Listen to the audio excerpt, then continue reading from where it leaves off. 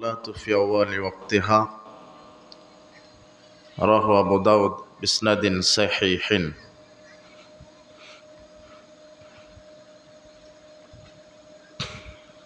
আজকের এই ইসলামী জালসার সম্মানিত সভাপতি, প্রধান অতিথি, বিশেষ অতিথিবৃন্দ, আমার সাথে মঞ্চ উপবিষ্ট ওলামায়ে দ্বীন, মুরব্বী কেরাম, বিজ্ঞ পরিচালক, আমার সামনে উপস্থিত মুসলিম দিনী ভাই, প্রাণপ্রিয় ছাত্র যুবক ভাইয়েরা, পর্দার আড়ালের মা এবং বোনেরা, আমরা শুরুতেই আল্লাহ সুবহানাহু ওয়া তাআলার শুকরিয়া আদায় করছি যে আল্লাহ সুবহানাহু ওয়া তাআলা আমাদেরকে কর্মব্যস্ততার মধ্য দিয়েও এমন একটি বরকতমণ্ডিত মর্যাদাপূর্ণ জায়গায়, ফজিলতপূর্ণ জায়গায় আসার, বসার, কোরআন এবং সহিহ সুন্নাহ থেকে আমাদেরকে কিছু কথা বলার এবং কিছু কথা শ্রবণ করার যিনি তৌফিক দিয়েছেন, সেই মহান মনিবের দরবারে আমরা শুকরিয়া আদায় করছি, আমরা তার প্রশংসা করছি, আমরা সকলেই বলছি আলহামদুলিল্লাহ।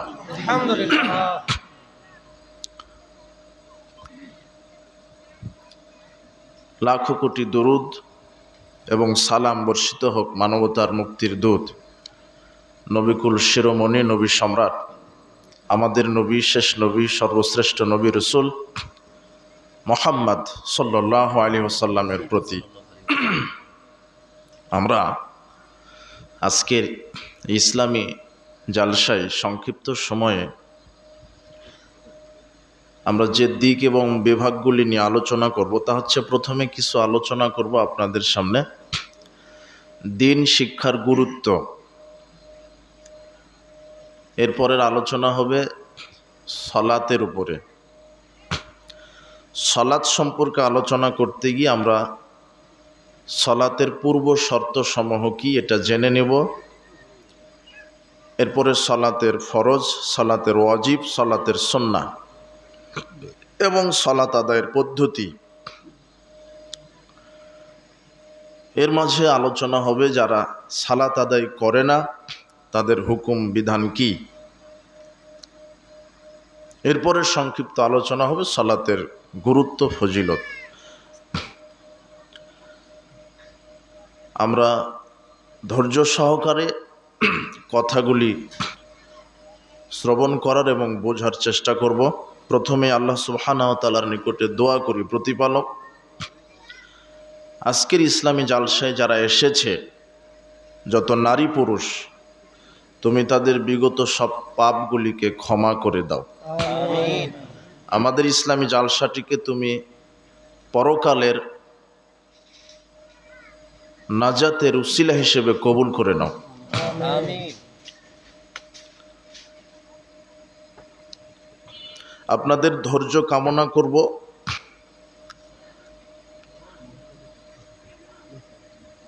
খুব ধৈর্যশীলতার সাথে আমাদেরকে মূল্যায়ন করার চেষ্টা করবেন। এখন কোনো কথা, কোনো বিশৃঙ্খলা নয়। যে দু একজন দায়িত্বশীল আছেন, দেখবেন যে ছোট বাচ্চারা যাতে বিশৃঙ্খলা করতে না পারে। ওই যে দুজন বাচ্চা, তিনজন বাচ্চা, ওরা যে কোনো সময় বিশৃঙ্খলা করবে। আমি কথা বললে তখন আর আপনি বুঝতে পারবেন না, তখন আমার এই দীর্ঘ 1-1.5-2 ঘন্টার বক্তব্য আপনি বুঝতেই পারবেন না। এই জন্য আশেপাশে যত ছোট বাচ্চা আছে এদেরকে নিজ দায়িত্বে অথবা নিরাপত্তা জায়গায় পৌঁছে দেন যাতে বিশৃঙ্খলা না হয়। আর আমি জানি না আপনারা কি ভাবে কথা শ্রবণ করতে পারেন। আমার পূর্বের যে ভাই খুব সুমিষ্ট ভাষায় সুর করে আপনাদেরকে খুব সুন্দর আলোচনা শোনালেন, কিন্তু আমি কিন্তু সুর করে বক্তব্য দিতে পারি না।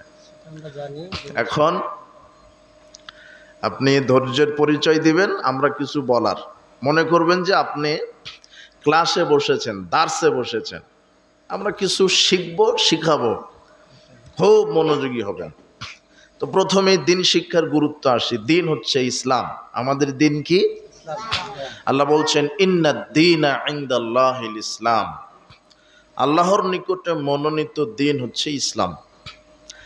আর এই দিনের জ্ঞান শিখতে হবে। দিনের জ্ঞান শিক্ষা অর্জন করা ফরজ। রাসূল সাল্লাল্লাহু আলাইহি ওয়াসাল্লাম বলছেন তলাবুল ইলম ফরিদাতুন আলা কুল্লি মুসলিমিন, প্রত্যেকটা মুসলিমের উপরে দিনের জ্ঞান অর্জন করা ফরজ। দিনের জ্ঞান অর্জন করা কি ফরজ? আগে সালাত, আগে সিয়াম, আগে হজ নয়। বলেন তো আগে কি? এলেম। আগে আল্লাহ বলেননি আকিমুস সালাওয়াতুজ যাকা, এটা বলেননি। আগে বলেছেন ইকরা বিসমি রব্বিকাল্লাযী খালাক। আগে এলেম অর্জন করো। ফাআলাম আন্নাহু লা ইলাহা ইল্লাল্লাহ, আগে এই বিদ্যা অর্জন করো যে আল্লাহ ছাড়া প্রকৃত কোনো মাবুদ নেই। তার মানে আগে বিদ্যা, আগে ইলম। আর সেটা হচ্ছে দ্বীনের ইলম। দুনিয়াবি ইলম আপনার প্রয়োজন যতটুকু অর্জন করতে পারেন, নিষেধ নেই। তবে দ্বীনের ইলম অর্জন করা কেন, এটা ফরজ। আপনি যদি মানুষ হন, মুসলিম হন, তাহলে দ্বীনের জ্ঞান অর্জন করা কি ফরজ। আজকে সমাজে অনেক শিক্ষিত লোক আপনি দেখতে পাবেন, ইংলিশে পড়ে, আর্টসে পড়ে, সায়েন্সে পড়ে, বিজ্ঞানে পড়ে, কমার্সে পড়ে, বিজ্ঞান নিয়ে পড়ে, কেমিস্ট্রি নিয়ে পড়ে, বায়োলজি নিয়ে পড়ে, ফিজিক্স নিয়ে পড়ে, ম্যাথ নিয়ে পড়ে, সোশ্যাল সায়েন্স, সোশ্যাল ওয়ার্ক নিয়ে পড়ে, ও আকাশ তত্ত্ব, জমিন তত্ত্ব, কম্পিউটার জানে, ব্রাউজিং জানে, সব জানে, সব বিদ্যাই জানে। সমাজে দেখবেন অনেক শিক্ষিত মানুষ আছে, কিন্তু দেখবেন যে অধিকাংশই দুনিয়াবি শিক্ষায় শিক্ষিত, কিন্তু দ্বীনের জ্ঞান মোটেও তাদের ভিতরে নেই। আবু হুরায়রা রাদিয়াল্লাহু আনহু বলছেন, রাসূল সাল্লাল্লাহু আলাইহি ওয়াসাল্লাম বলেছেন, ইন্নাল্লাহ তাআলা ইউবগিযু কুল্লা আলিমিন বিদ-দুনিয়া ওয়া জাহিলিন বিল আখিরাহ। নিশ্চয় আল্লাহ সুবহানাহু ওয়া তাআলা যারা শুধু দুনিয়াবি দিকে পণ্ডিত, দুনিয়াবি বিষয়ে খুব জ্ঞানী, আর পরকালের বিষয়ে, দ্বীনের বিষয়ে জাহেল, আল্লাহ এদের উপরে লানত বর্ষণ করেন। কি বর্ষণ করেন? লানত।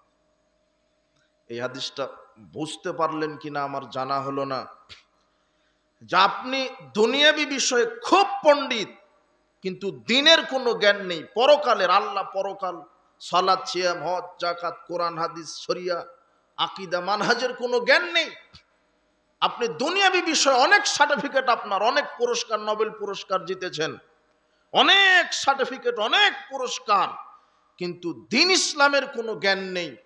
আপনি প্রতি সেকেন্ডে আল্লাহ আপনার উপরে লানত বর্ষণ করছেন, যে কোনো সময় আপনি আল্লাহর গজবে ধ্বংস হয়ে যাবেন। এই জন্য মুসলিম সন্তান হিসেবে, একজন মুসলিম হিসেবে দ্বীনের জ্ঞান অর্জন করা ফরজ। প্রত্যেককে আমাদের দ্বীনি ইলম, বিদ্যা অর্জন করতে হবে। আল্লাহ সুবহানাহু ওয়া তাআলা বলছেন, ইয়ারফাইল্লাহুল্লাযিনা আমানু মিনকুম ওয়াল্লাযিনা উতুল ইলমা দারাজাত। যারা ঈমান এনেছে আর দ্বীনের জ্ঞান অর্জন করেছে, যারা ঈমান এনেছে, যারা দ্বীনের জ্ঞান অর্জন করেছে, আমি আল্লাহ তাদেরকে শত শত হাজারো গুণ মর্যাদা বৃদ্ধি করে দিয়ে থাকি। আলেমের অনেক মর্যাদা, একজন আলেমের মর্যাদা এত বেশি, নবী করিম সাল্লাল্লাহু আলাইহি ওয়াসাল্লাম বলছেন, ইন্নাল আলেমা কাফাযলিল কামারি লাইলাতাল ইন্নাল আলেমা কাফাযলিল কামারি লাইলাতাল বদর আলা সাইরিল কাওয়াকিব।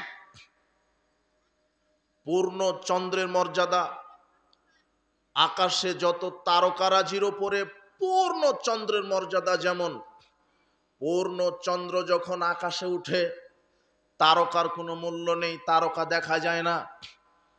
আকাশ কত বিশাল, এই বিশাল আকাশে পূর্ণ চন্দ্রের সমস্ত তারকারাজির উপরে যত মর্যাদা, সারা পৃথিবীতে যত মানুষ আছে সব মানুষের উপরে একজন আলেমের তত মর্যাদা। একজন আলেমের এত মর্যাদা, ইন্নাল আলেমা ইয়াস্তাগফির লাহু মান ফিস সামাওয়াতি ওয়া মান ফিল আরদে।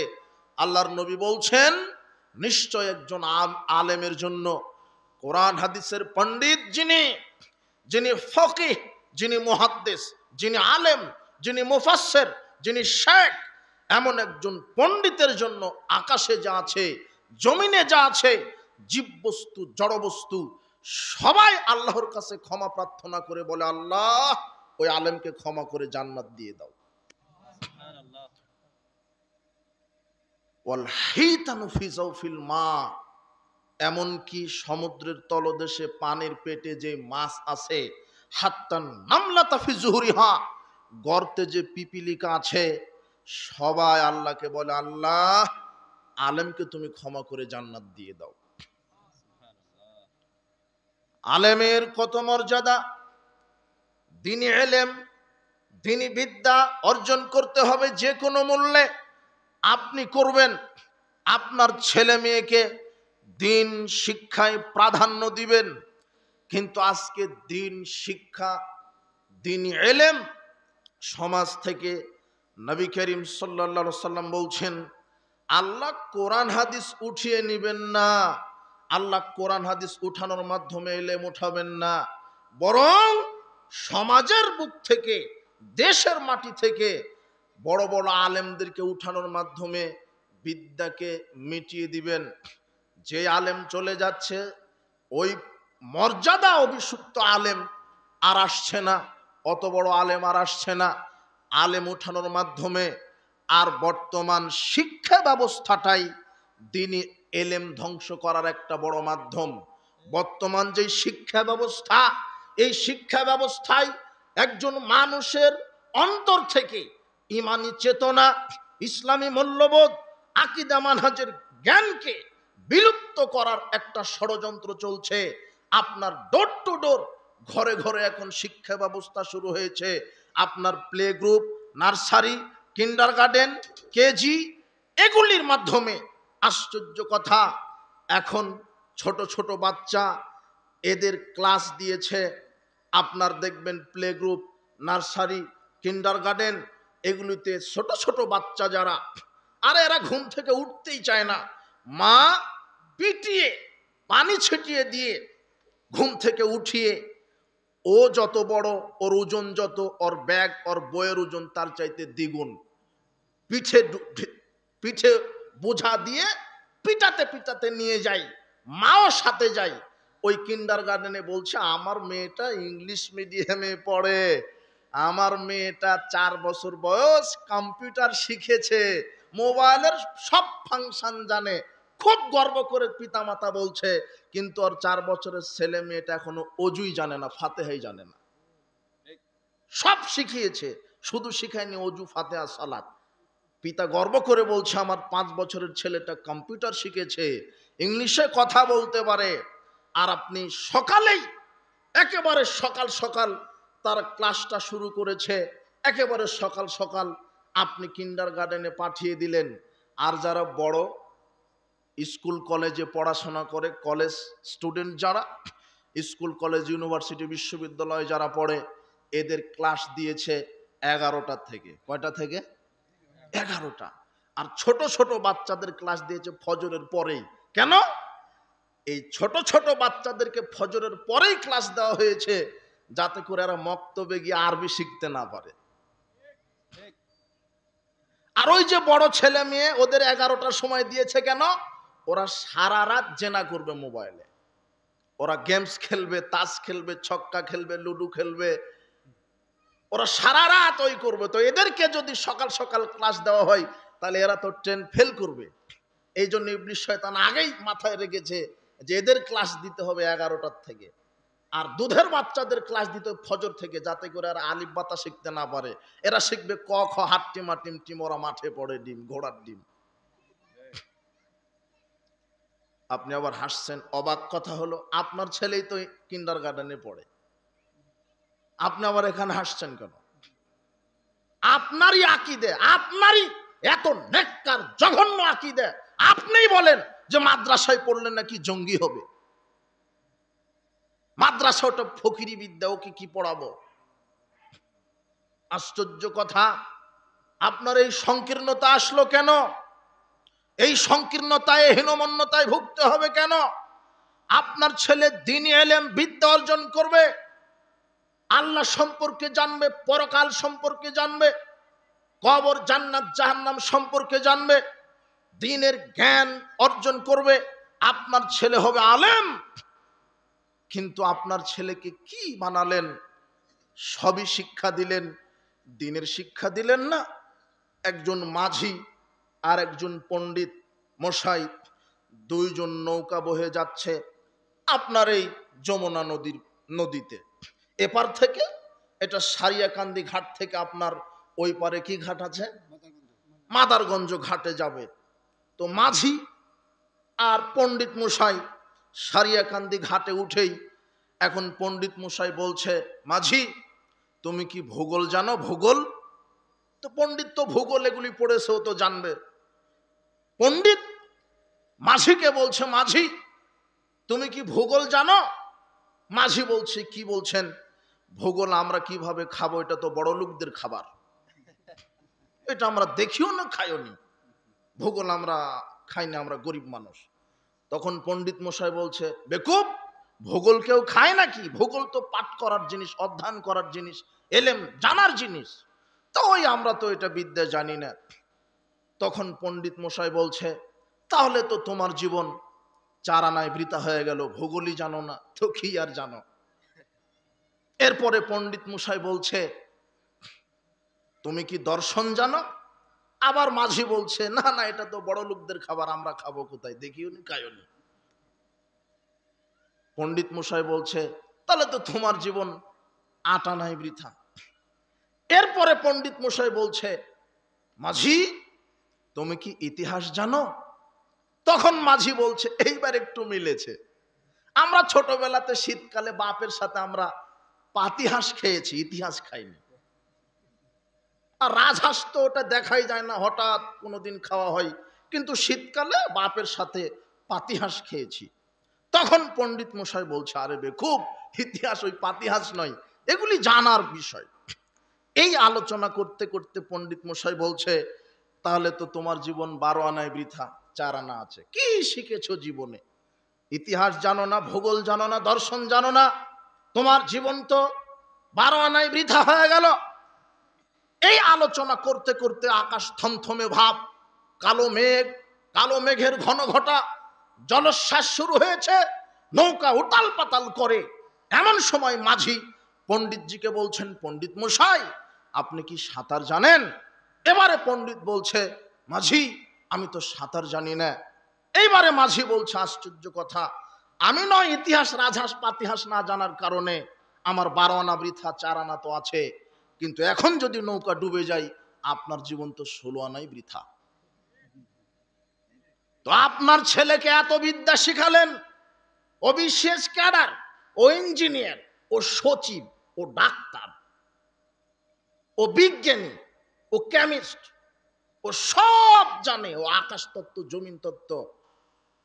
এদেশের এমন এমন আইনজীবী আছে, বাংলাদেশের সংবিধানে কি আছে ও তো জানে জানে, আমেরিকা ব্রিটেনের সংবিধান আছে, টপ টপ করে বলে দিবে, সবই জানে, শুধু জানে না সূরা ফাতিহা আর জানাজার দোয়া। কি শিখালেন আপনার ছেলেকে? ও মরার পরে হুজুর ভাড়া করে এনে বলবে বাপের নামে 40 করে দাও, ও যাক যেখানে যাক, ওকে দিয়ে কিছু হবে না।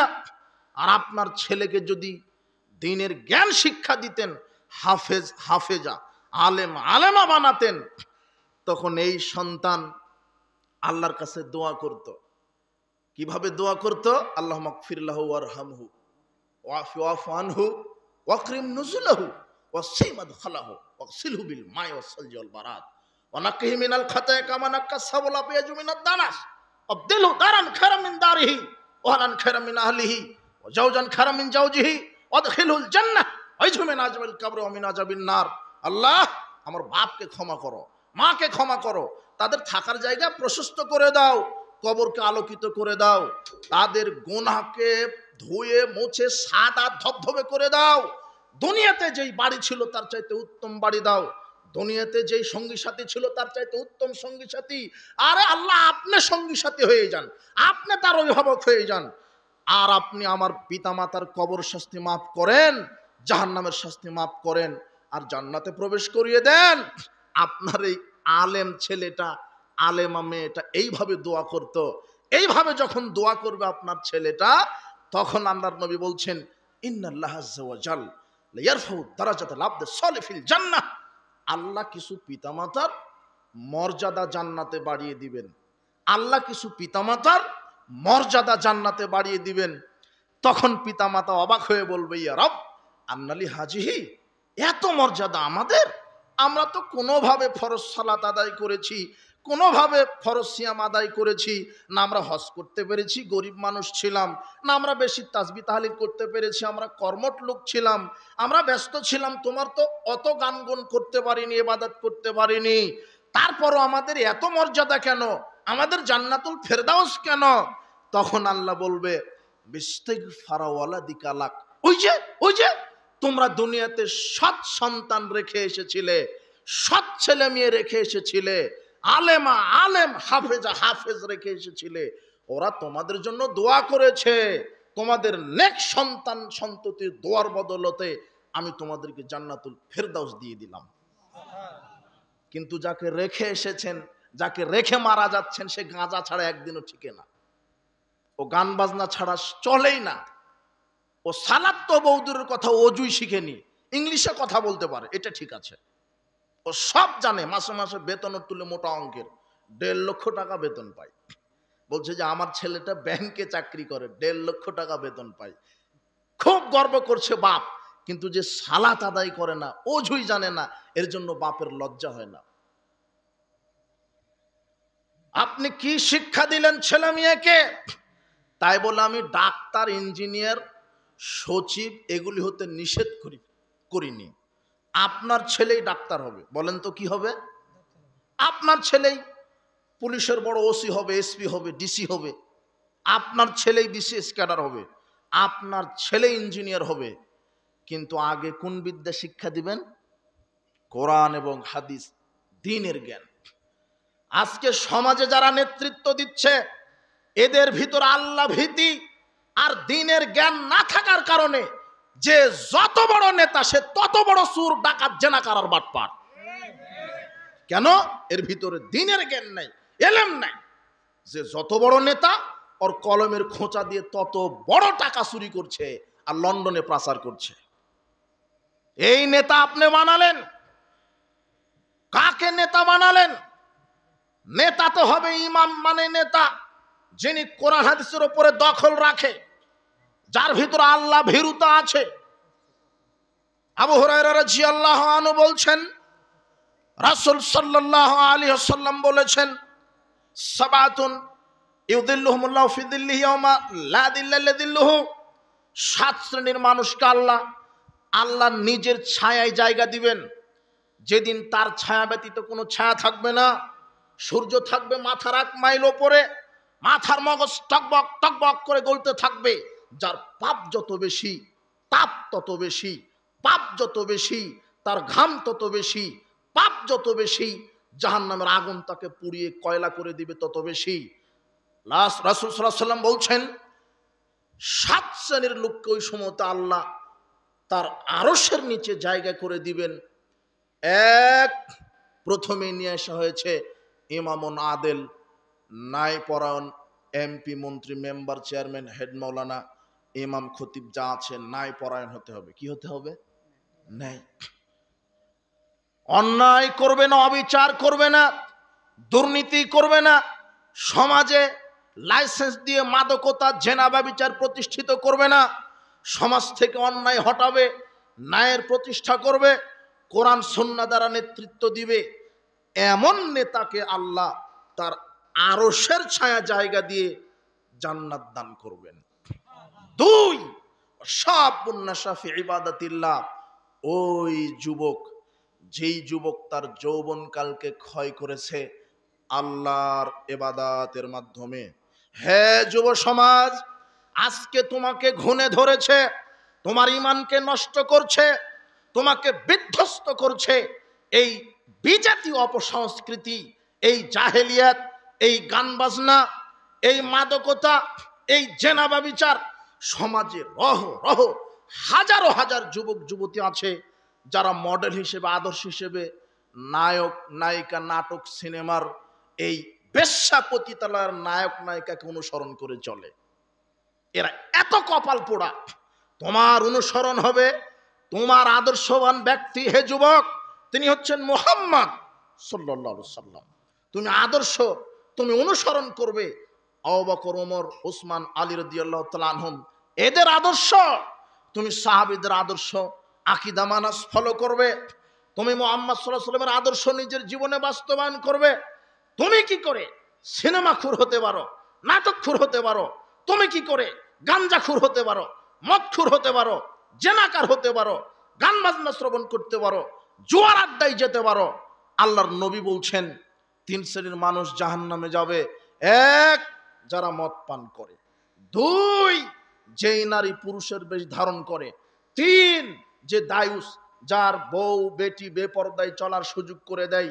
আপনি তাহাজ্জুদ পড়েন, আপনার মেয়েটা বগুড়া সরকারি কলেজে ল্যাংটা হয়ে যায়, হজ দিয়ে আপনার জান্নাত হবে না, আপনি লিখে রাখেন। আপনি জোরে আমিন বলে পায়ের সাথে পা মিলিয়ে রাফালে আদান করে আহলে হাদিস হতে চেষ্টা করছেন কেন? জোরে আমিন বললে আহলে হাদিস হওয়া যায় না। বউ বেটিকে পর্দায় রাখলে, পরিবার ঠিক করলে, হালাল খেলে আহলে হাদিস হওয়া যায়। হারামখোর কখনো আহলে হাদিস হতে পারে না। দায়ুস কখনো আহলে হাদিস হতে পারে না। চিটার বাটপার দুর্নীতিবাজ কোন আহলে হাদিস হতে পারে না। আহলে হাদিস কে? যে সার্বিক জীবনে কোরআন সুন্নাহ মেনে চলে, তার নাম আহলে হাদিস। পরিবারে কোরআন সুন্নাহ, ব্যক্তিতে কোরআন সুন্নাহ, সমাজে কোরআন সুন্নাহ, রাষ্ট্রে কোরআন সুন্নাহ। আশ্চর্য কথা, হে যুবক দল, তোমাকে আমি বেশি কথা বলতে পারলাম না, তবে একটু শোনো। বন্ধু নির্বাচনে ভুল করো না। সঙ্গ দোষে লোহা ভাসে, লোহাটা তুমি নদীতে ছেড়ে দাও, লোহা ডুবে যাবে। কাঠের সাথে লাগিয়ে দিলে কাঠ ভাসবে, লোহা ভাসবে। এই যে অভিভাবক, আপনাকে বলছি, আপনার ছেলেটা যদি মদখুর, ইয়াবাখুর, বেনামাজির সাথে ঘুরে, আজ হোক আর কাল হোক, ওই মদখুর ছেলেটা আপনার ছেলেকে মদ খাইয়ে ছেড়ে দিবে। আপনি খুব সতর্ক হন। আপনার মেয়েটা যদি ওই যে ল্যাংটা নারীর সাথে ঘুরে, ও ল্যাংটা করে ছাড়বে, সাবধান। আর আপনার ছেলেটা যদি পরহেজগার, নামাজি, সালাতি, দিনদার, দাড়িওয়ালা, টুপিওয়ালা, পাগড়িওয়ালা ছেলের সাথে ঘুরে, তাকওয়াশীল ছেলের সাথে ঘুরে, ওই তাকওয়াশীল ছেলে আজ হোক আর কাল হোক আপনার ছেলেকেও তাকওয়াবান বানাবে ইনশাআল্লাহ। আপনি সতর্ক হন। আপনার ছেলে রাত 12টায় ফিরে সকাল 12টায় বের হয়ে কি করে তদন্ত করেন। আপনার মেয়েটা কোচিং এর নামে 2 ঘন্টার কোচিং, 4 ঘন্টা পর বাড়িতে ফিরে কেন? আপনি কাপুরুষ হলেন এখনই। আপনার স্ত্রী, আপনার মেয়ে বাজারে যাবে কেন? আপনার স্ত্রীর কাপড় লাগে, লবণ লাগে, মাছ লাগে, আপনি কিনে দিবেন। যদি আপনি কাপুরুষ হন তাহলে আপনার স্ত্রী বাজারে যাবে। যদি আপনি কাপুরুষ হন তাহলে আপনার স্ত্রী ঈদের মার্কেট করতে যাবে। যদি আপনি কাপুরুষ হন, লজ্জা না থাকে, লজ্জা আপনি বিক্রি করে খান, তাহলে আপনার মেয়ে মার্কেটে গিয়ে ঈদের মার্কেট করবে। জি না, পিতা যতদিন বেঁচে আছে মেয়ের মার্কেট বাপ করে দিবে। চুনো পাউডার যা লাগে বাপ করে দিবে। স্বামী যতদিন বেঁচে আছে স্বামী মার্কেটে গিয়ে লবণ মাছ কিনে দিবে। জি না, আপনার স্ত্রী যেতে পারে না। আশ্চর্য কথা, বাজারে পাঠালেন। আশ্চর্য কথা, যত মানুষ আপনার এই ল্যাংটা মেয়েকে দেখেছে, 10,000, 20,000, 50,000 লোক যদি আপনার মেয়েকে দেখে ল্যাংটা, 50,000 পুরুষের যত পাপ, আপনার মেয়ের একাই তত পাপ। আপনার মেয়ের একাই যত পাপ, আপনি বাপ, আপনার একাই তত পাপ। আপনার স্ত্রী বাজারে গেছে, কত মানুষ ঘুতা মেরেছে, ইস, মোহর দিলেন আপনি, ঘুতে মারা আর একজন। টাকা দিলেন আপনি, দোকানদারে পছন্দ করে, ভাবি এই শাড়ি আপনাকে মানাবে ভালো। আশ্চর্য কথা, এটা কি হয়? কি শিখালেন? পরিবার ইসলাম কায়েম করুন, ভিক্ষা করে খাবেন। সর্বশেষ কথা আমরা বলেছি, ভিক্ষা করেন তবুও জায়েজ, কিন্তু হারাম টাকা, হারাম ইনকাম করেন না। হারাম খেয়ে জান্নাত হবে না। উপস্থিত বৈঠকের মুসলিম দিনী ভাই বোন, 3 শ্রেণীর মানুষ জান্নাতে যাবে না। যে দায়ুস, দায়ুস কে? যে তার স্ত্রী তার মেয়েকে বেপরদায় চলার সুযোগ দেয়। 2, যারা মাদক সেবন করে। 3, ওই নারী, যে নারী পুরুষের শার্ট গেঞ্জি পরে। আজকে ভাবাই যায় না যে রাস্তাতে কে হাঁটে, আপনার মেয়েটা জিন্সের প্যান্ট পরে একটা গেঞ্জি পরে হাঁটছে, আপনি সালাতও আদায় করেন। এই নারী জান্নাতে যাবে না। পুরুষের বেশ ধারণ যে করে, এই জান্নাতে যাবে না। উপস্থিত বৈঠকের মুসলিম দিনী ভাই বোন, হে যুব সমাজ, বন্ধু নির্বাচনে সতর্ক হও। তুমি কার সাথে বন্ধুত্ব করছো? আজকে জোয়ার আড্ডায়, তাসের আড্ডায়, লুডোর আড্ডায়, ক্যারামের আড্ডায়, ক্রিকেট, ফুটবল, ভলিবলের আড্ডায় তুমি টাকা দিয়ে জুয়া খেলছো।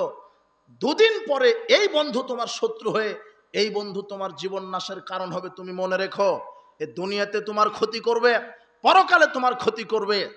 আর যদি তুমি মুমিন বন্ধুর সাথে সম্পর্ক রাখো, তাহলে মুমিন বন্ধু দুনিয়াতে তোমার জন্য কল্যাণের মাধ্যম হবে এবং জান্নাতে যাওয়ার মাধ্যম হবে।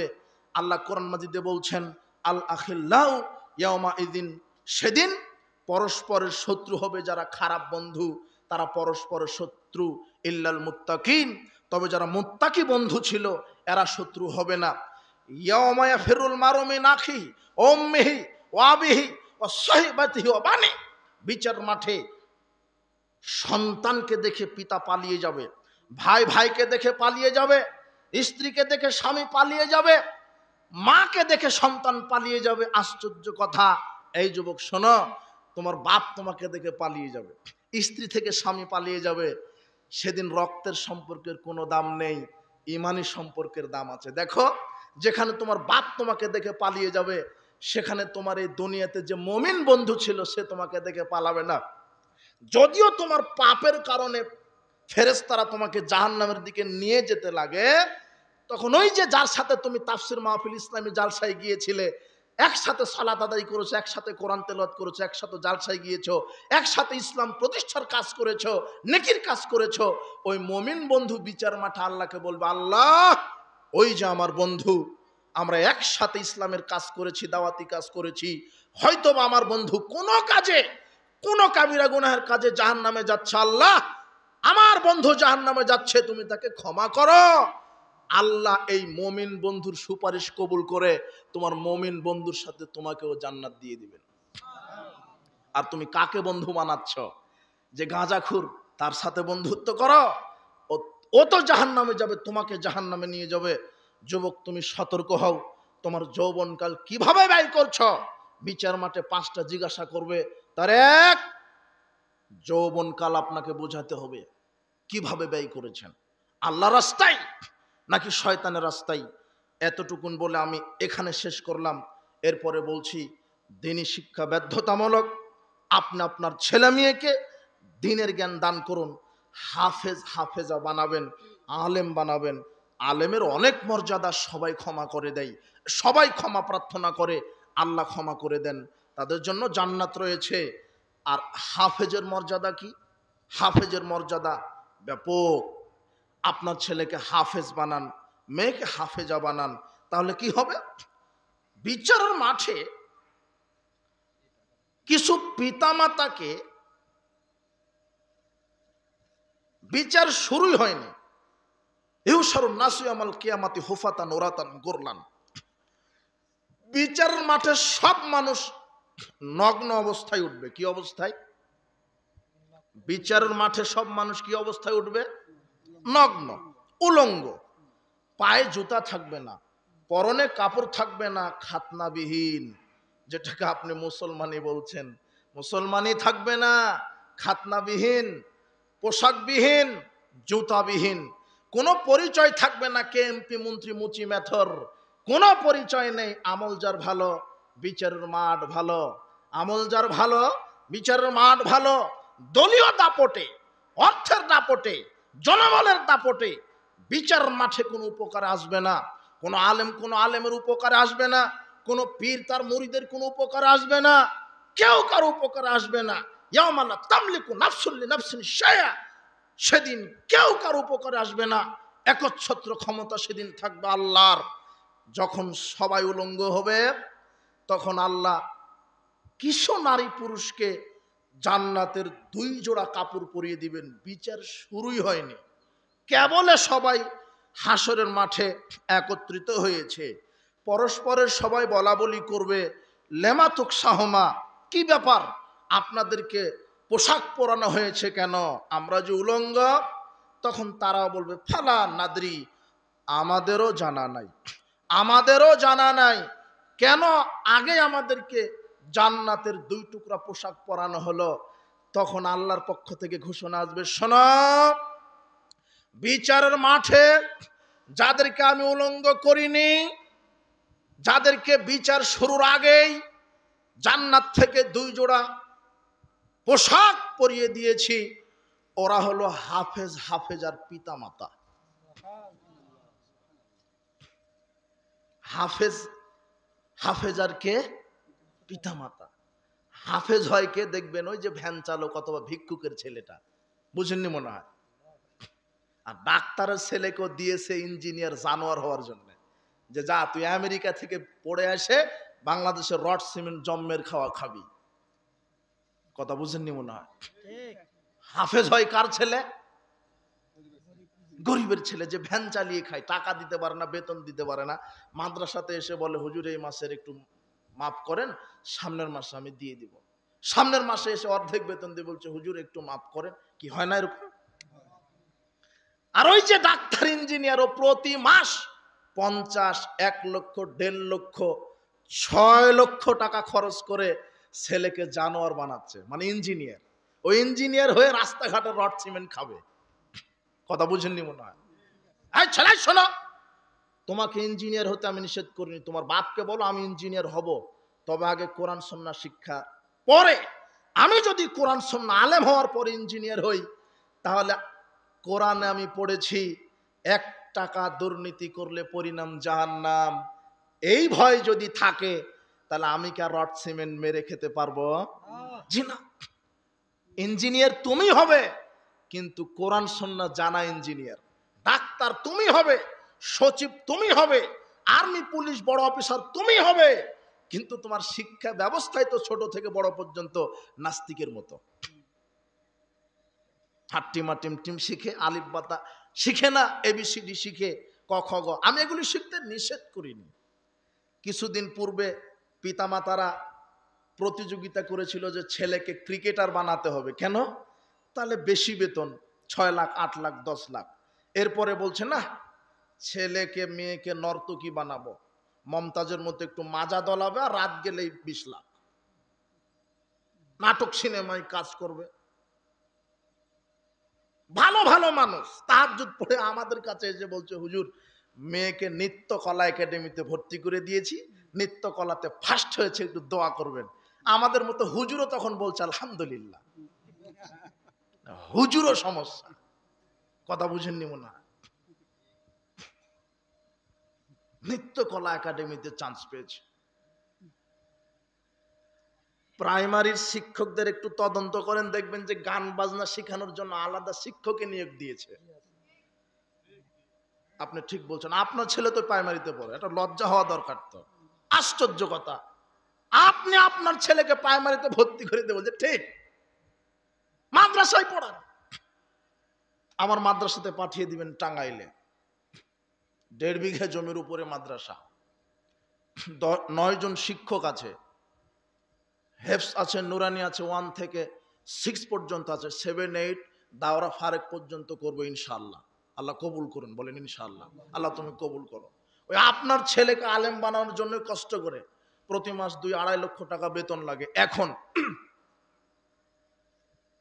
মাদ্রাসা খালি, আর প্রাইমারিতে জায়গা নেই, ওখানে ঢুকাও, গান বাজনা শিখবে।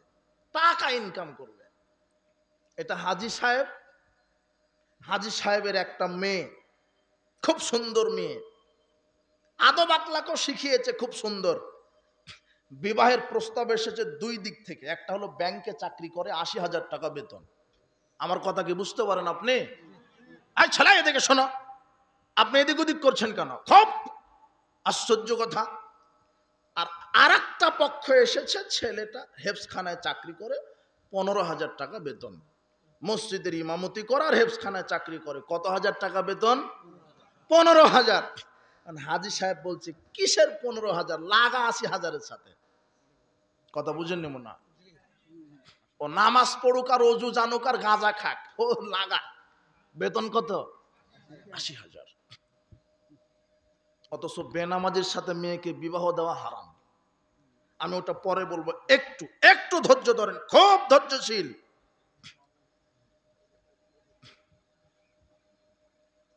ছেলে মেয়েকে দুনিয়াতে টাকা ইনকামের মাধ্যম বানাচ্ছেন, এটা টিকবে না, দুনিয়া পর্যন্তই শেষ, পরকালে যাবে না। দিন শিক্ষা দেন। এখন আবার যেটা প্রতিযোগিতা হয়েছে, যে ছেলেকে আমেরিকাতে পাঠাতে হবে, ব্রিটেনে, ইউরোপে পাঠাতে হবে, ওখানে আরো বেতন বেশি। কথা কি বোঝা যায়? আমেরিকা ব্রিটেনে পাঠানো শুরু করেছে, ওখানে ভিক্ষা করে খেলেও মাসে ১০ লক্ষ টাকা ইনকাম। আমেরিকাতে যদি গিয়ে ভিক্ষা করেন, গ্লাস কোড়ান, তাহলে কত টাকা ইনকাম? আমেরিকাতে পাঠাতে হবে, ব্রিটেনে, ইউরোপে পাঠাতে হবে। রাসূল সাল্লাল্লাহু আলাইহি ওয়াসাল্লাম বলছেন মুশরিক দেশে বসবাস করা যাবে না। আপনি মুশরিকদের দেশে পাঠালেন মানে? তাই তো আপনার ছেলে আমেরিকা, ব্রিটেন, ইউরোপ থেকে বড় ডিগ্রি নিয়ে বলছে দেয়ার ইজ নো গড। কি এর আল্লাহ? কিসের ডান হাতে পানি খাওয়া, কিসের পর্দা, কিসের সালাত? ইসলাম পূর্ণ হয়ে গেছে। মানে আপনার ছেলেটা মুসলিম ঘরেরই সন্তান, কিন্তু এই নাস্তিকদের সাথে থেকে থেকে কি হয়ে গেছে? নাস্তিক হয়ে গেছে। রহ রহ এটা হচ্ছে, ঘটছে। বাংলাদেশে চলে এসেছে খ্রিস্টান মিশনারি, ওদের চিকিৎসা ফ্রি, স্কুলে ওদের খ্রিস্টান মিশনারি স্কুল খুলে দিয়েছে। ওরা যে সুযোগ সুবিধা দিচ্ছে, পাইকারি দরে খ্রিস্টান বানাচ্ছে, নারীদেরকে চাকরি দেওয়ার প্রলোভন দেখিয়ে। আর এই মুসলিমরা তাদের ফাঁদে পা দিচ্ছে। এরা ভুলেই গেছে যে রিজিক দাতা আল্লাহ, এরা ভুলেই গেছে। উপস্থিত বৈঠকের মুসলিম দিনী ভাই বোন, আপনি সচেতন হন, আপনার ছেলে মেয়েকে কি শিক্ষা দিচ্ছেন? হে যুব সমাজ, আল্লাহকে ভয় করো, পরকালকে ভয় করো, কবর জাহান্নামকে ভয় করো। কবর খুব কঠিন, জাহান্নাম খুব কঠিন, আল্লাহর শাস্তি দানে বড় কঠোর। খুব ভয় করে জীবনকে পরিচালনা করো। আল্লাহ তুমি আমাদেরকে পরিপূর্ণভাবে হেদায়েত দাও, পাপগুলি ক্ষমা করে দাও। উপস্থিত বৈঠকের মুসলিম দিনী ভাই বোন, যে কোনো মূল্যে ছেলে মেয়েকে ইসলামী দিনী বিদ্যা শিক্ষা দিবেন। বলছিলাম হাফেজের ফজিলত বলতে গিয়ে এতটুকুন আবার ওই দিকে চলে গেছিলাম। হাফেজের পিতা মাতাকে জান্নাতের পোশাক পরিয়ে দেওয়া হবে। কোথায়? বিচার শুরু হয় না, জান্নাত জাহান্নাম পরে। আমার কথা কি বুঝতে পারেন? এটা হলো হাফেজের পিতা মাতার ফজিলত। এরপরে হাফেজকে আল্লাহ বলবেন জান্নাতে দেওয়ার পরে বলবেন, এই জান্নাতে যে সব জান্নাত তোমার, ফেরদাউস, জান্নাতুন নাইম, জান্নাত আদল, দারুস সালাম, যা আছে যত জান্নাত আছে এগুলি সব আমি তোমাকে দিয়ে দিলাম, যেখানে খুশি তুমি থাকো। হাফেজকে বলবেন এটা। কাকে? আর আল্লাহ বলবেন এই কলুলি সাহিবিল কোরআন, হাফেজ সাহেবকে আল্লাহ বলবেন ইকরা, পড়ো, ওয়ারতাকি ওয়ারাত্তিল কামা কুনতা তুরাত্তিল ফিদ দুনিয়া, তুমি তেলাওয়াত করো, দুনিয়াতে যেভাবে তুমি সুমিষ্ট সুরে কোরআন তেলাওয়াত করতে, ওইভাবে তুমি তেলাওয়াত করো। ফাইনাইন্দা মানজিলাকা ইনদা আখির আয়াত, তুমি যত আয়াত তেলাওয়াত করে শোনাবে, তোমাকে তত তলা জান্নাতে বিল্ডিং দান করা হবে। কোরআনের আয়াত কত? ৬,২৩৬। এখন আপনার মেয়ে অথবা আপনার ছেলেটা যদি আল্লাহকে ৬,২৩৬টা কোরআন আয়াত তেলাওয়াত করে শোনায়, তাহলে কত তলা বিল্ডিং?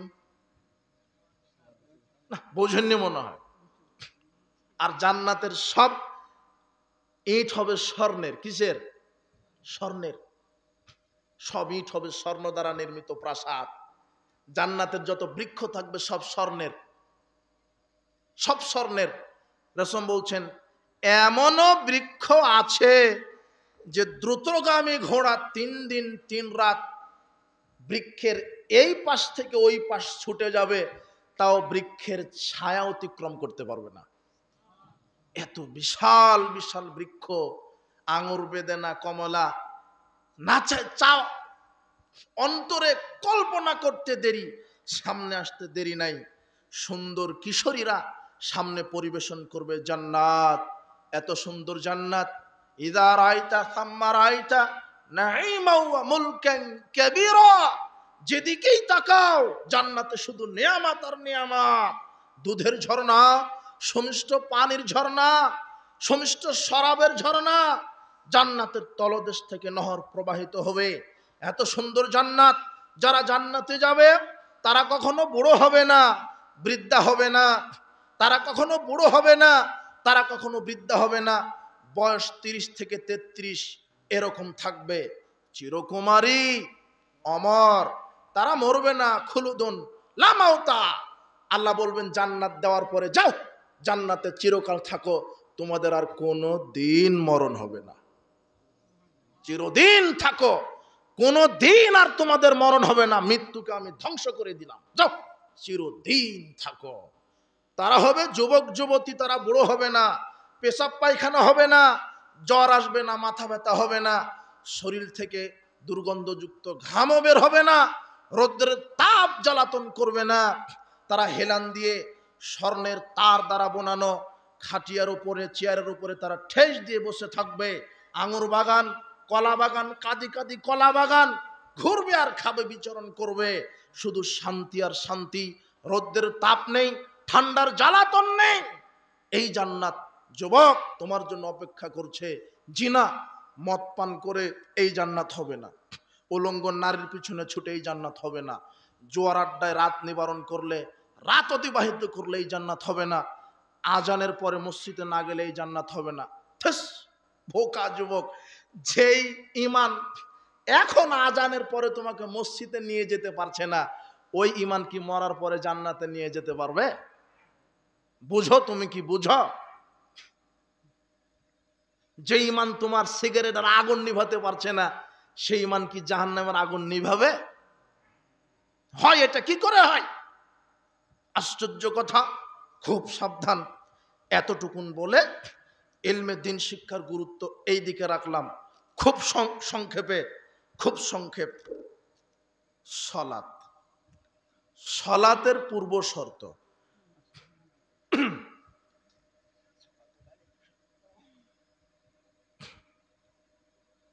এক, মুসলিম হতে হবে। কি হতে হবে? সালাত আদায়ের পূর্বে কি হতে হবে? মুসলিম।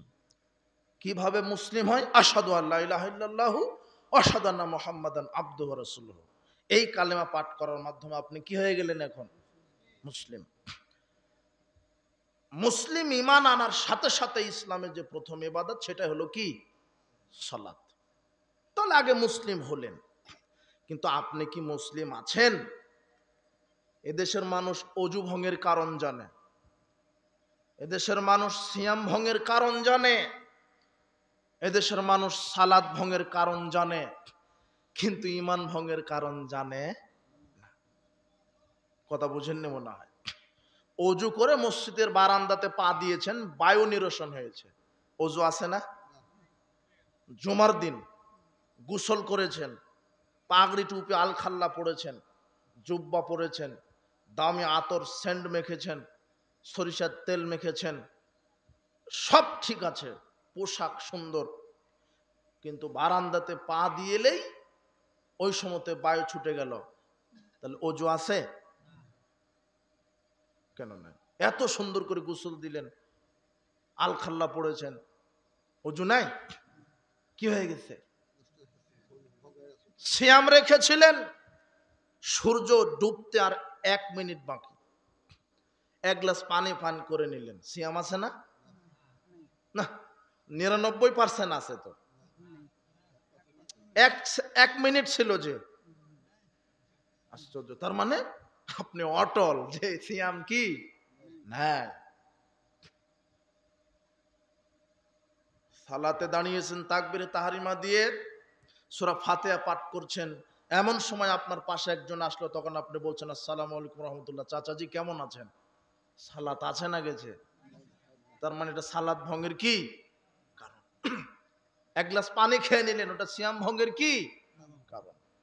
বায়ু নিরসন হলো, ওটা ওযু ভঙ্গের কি কারণ। কিন্তু ঈমান যে ভেঙে যাচ্ছে কিছু কারণে, সেটা কি আপনি জানেন? যদি কেউ বলে যে মাজারে 10টা টাকা দিলে সংসারে বরকত হবে, ও আর কোনোদিন জাহান্নাম থেকে বের হতে পারবে না। ওর ঈমান কি হয়ে গেছে? যদি কেউ বলে যে পীর সুপারিশ করে জান্নাত দিতে পারে, তাহলে তার ঈমান কি হয়ে গেছে?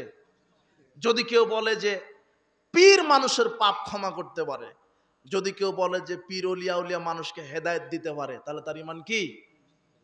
হেদায়েতের মালিক কে? পাপ ক্ষমা করতে পারেন কে? সুপারিশের পাওয়ার কার হাতে?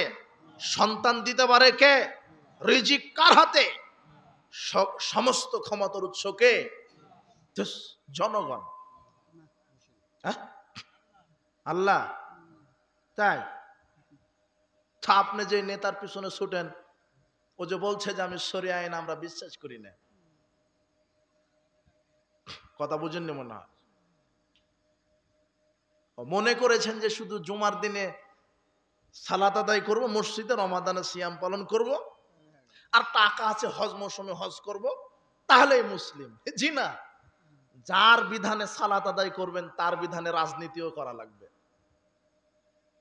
আমি ওইদিকে যাচ্ছি না, লোড নিতে পারবেন না, বুঝবেন না। খুব সাবধান, খুব সতর্ক। ঈমান ভঙ্গের কারণ এক, আল্লাহর সাথে শিরক করলে ঈমান কি হয়ে যায়? বায়ু নিরসন হলে ওযু কি হয়?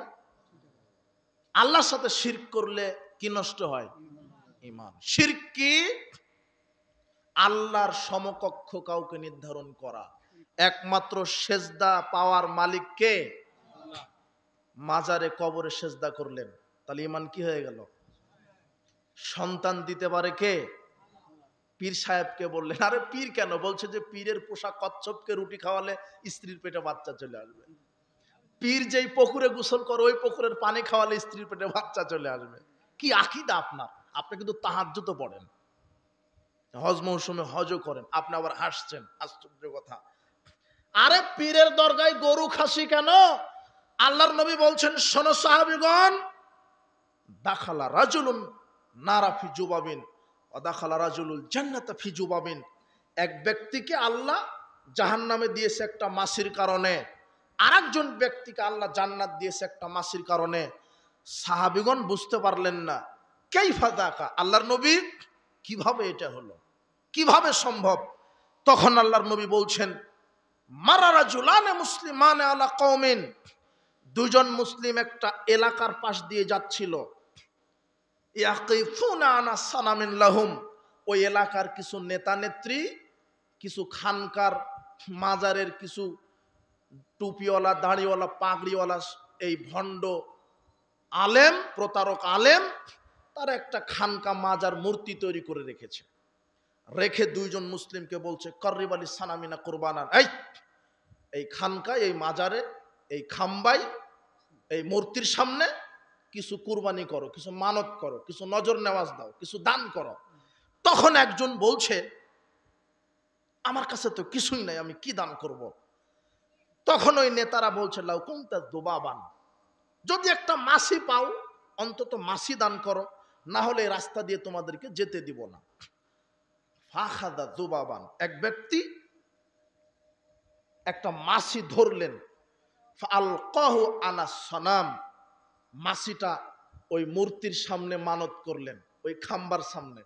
এই ছেলে, যেমন তুমি ওই খালি পায়ে শহীদ মিনারে ফুল দিতে যাও, কথা বুঝনি? তুমি শিখা নির্বাণ, শিখা চিরন্তন পালন করো, ছবি মূর্তিকে তুমি সম্মান করো। ওইটাই আজ থেকে হাজার হাজার বছর পূর্বে একজন ব্যক্তি একটা মাছি ধরে খাম্বার সামনে দিল। মানত করলো, মাজারে দিল, পীরের দরগায় দিল, মূর্তির সামনে দিল, ফাদাখালান নার, আল্লাহ তাকে জাহান্নামে প্রবেশ করালেন। আর আরেক ব্যক্তি, সে মুসলিম, তাকে যখনই বললেন এই কিছু দান করো, মাজারে পীরের দরগায় কিছু মানত করো, লোকটি বাঘের মতো গর্জন দিয়ে বলছেন, লা নাশরিক বিল্লাহ শাইআ। কি বলেন আপনারা? আমি একজন মুসলিম, আমার সালাত, সিয়াম, হজ, যাকাত, কুরবানি, দোয়া, আশা, ভরসা সব আল্লাহর জন্য আমি করব। আমি কেন মাসি এই খাম্বার সামনে মানত করব?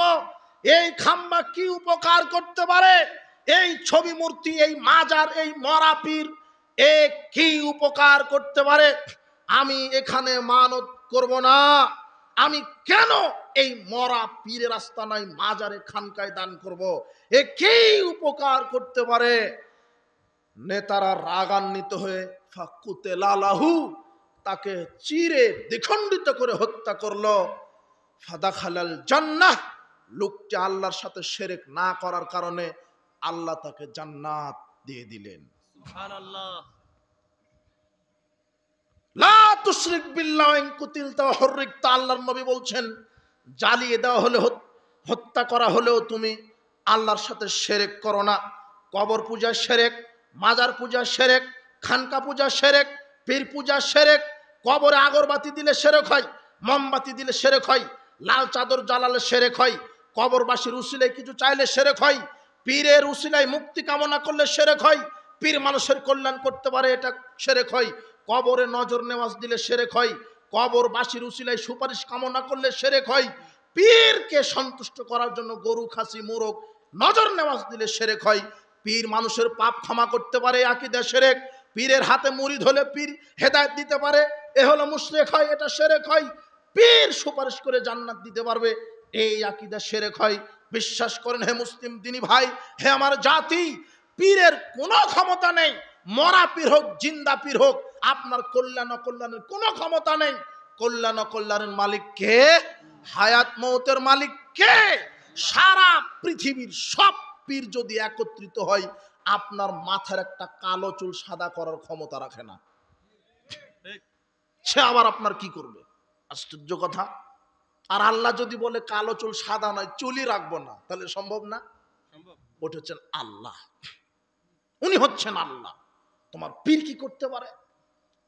মহাসমুদ্রের ভিতরে, অতল তলদেশে সাঁতার না জানা ব্যক্তি যেমন অসহায়, যে মারা গেছে সে যত বড় ওলি আল্লাহ হয়, সে কবরে তেমনই অসহায়। সে আপনার 5 পয়সা ক্ষতিও করতে পারে না, উপকারও করতে পারে না। ও কি করতে পারে?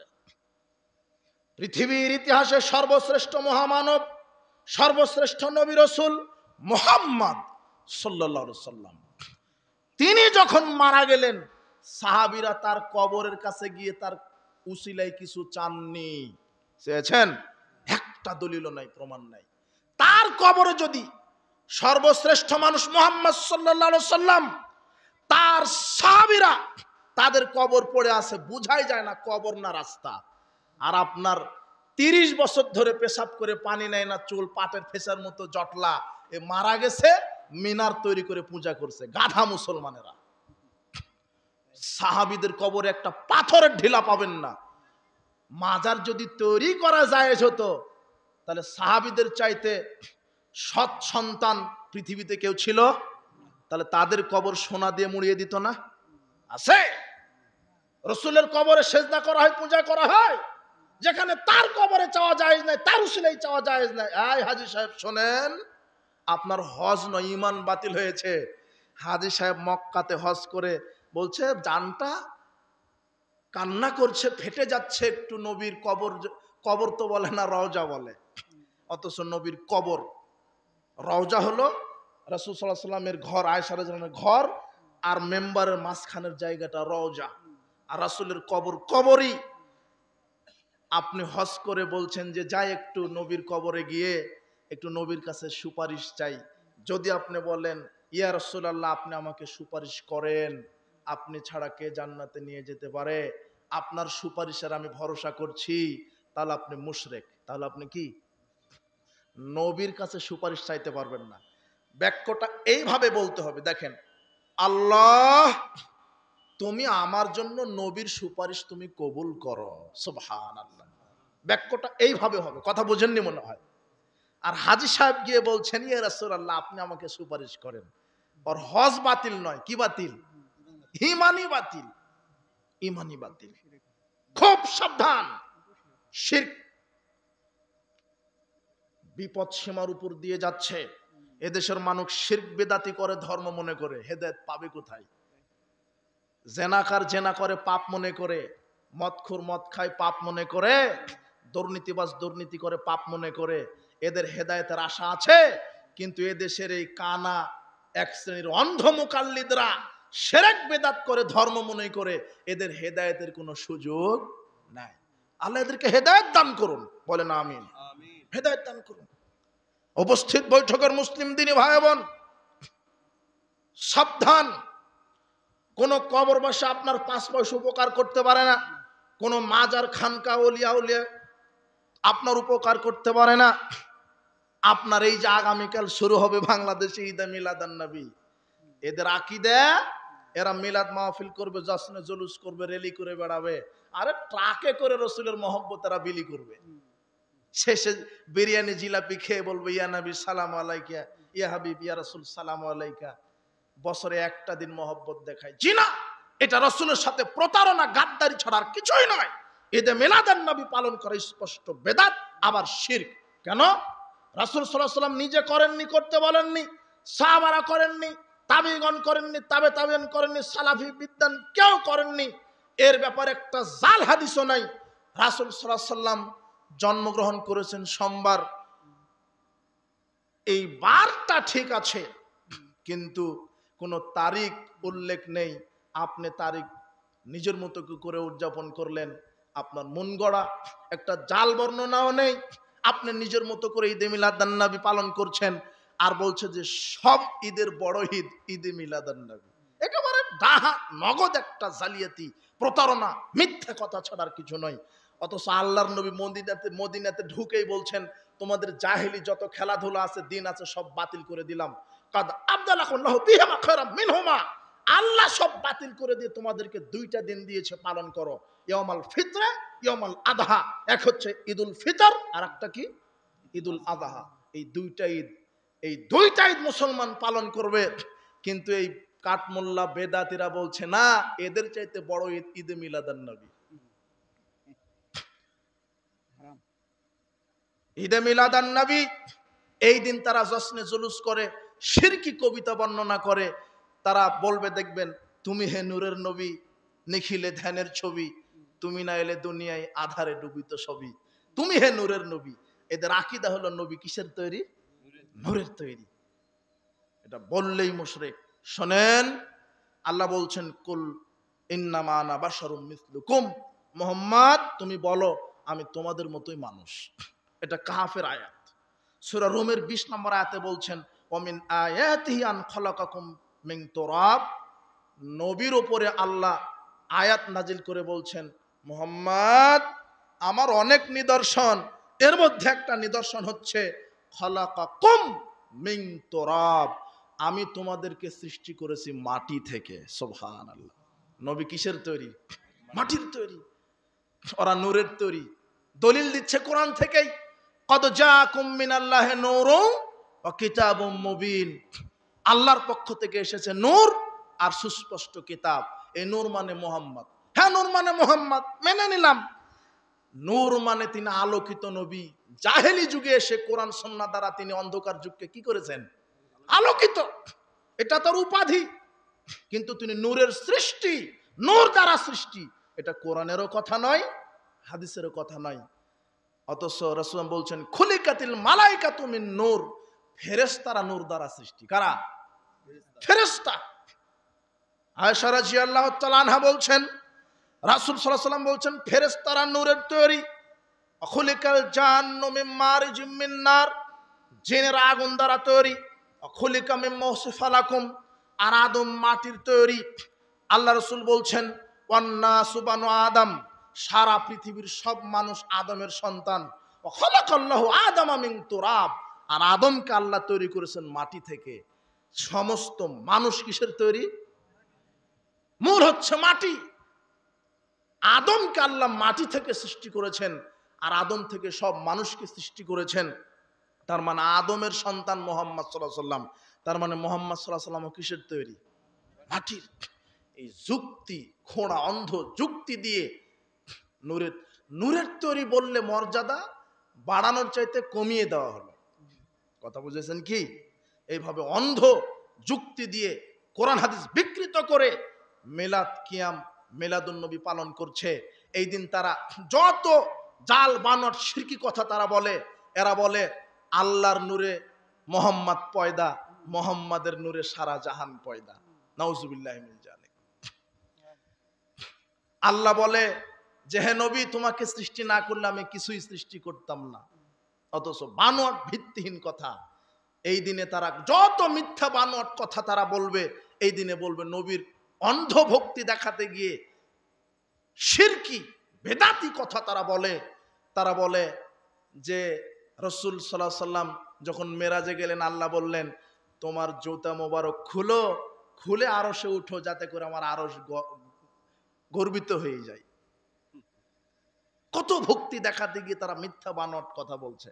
রাসূল সাল্লাল্লাহু আলাইহি সাল্লাম যখন পৃথিবীতে আসবেন, তখন জান্নাত থেকে নাকি মারিয়াম বিবি, হাজেরা, আয়েশা, আসিয়া এদেরকে ধাত্রী হিসেবে পাঠিয়ে দিয়েছেন দুনিয়াতে। এগুলি কত মিথ্যা বানোয়াট কথা। 604 হিজরিতে ঈদে মিলাদুন্নবী রাষ্ট্রীয়ভাবে পালন হয়।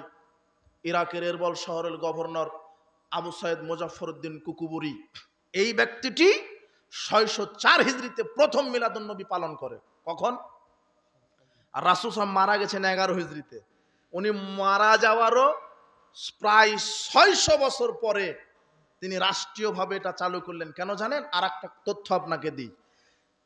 মুসলিম সমাজে ধর্মের নামে যত জাহেলিয়াতের অনুপ্রবেশ হয়েছে, প্রায় এই বিধর্মীদের অনুকরণে। এই আবু সাইদ মুজাফফরউদ্দিন কুকুবুরি দেখলো যে খ্রিস্টানরা ঈসা আলাইহিস সালামের বড়দিন পালন করে। কথা বুঝেছেন? এই দেখে সেও চিন্তা করলো তাহলে আমাদের নবী মুহাম্মদ সাল্লাল্লাহু আলাইহি সাল্লাম তার জন্মদিনও কি করতে হবে? পালন করতে হবে। এই অনুকরণে চলে আসলো। অথচ এগুলি জন্মদিবস পালন করা, কারো সম্মানে দাঁড়িয়ে যাওয়া, আর এই ঈদে মিলাদুন্নবীতে এইভাবে তো তারা জাশ্নে জুলুস করে, রালি করে বেড়ায়, রাসূলের মহব্বত দেখায়, জিলাপি খায়, আর চেয়ার একটা রেখে দেয়, রেখে সবাই দাঁড়িয়ে যায় ইয়া নবী সালামু আলাইকা। মানে ওদের আকীদা যে এখন মোহাম্মদ কবর থেকে উঠে চলে আসছে চেয়ারে।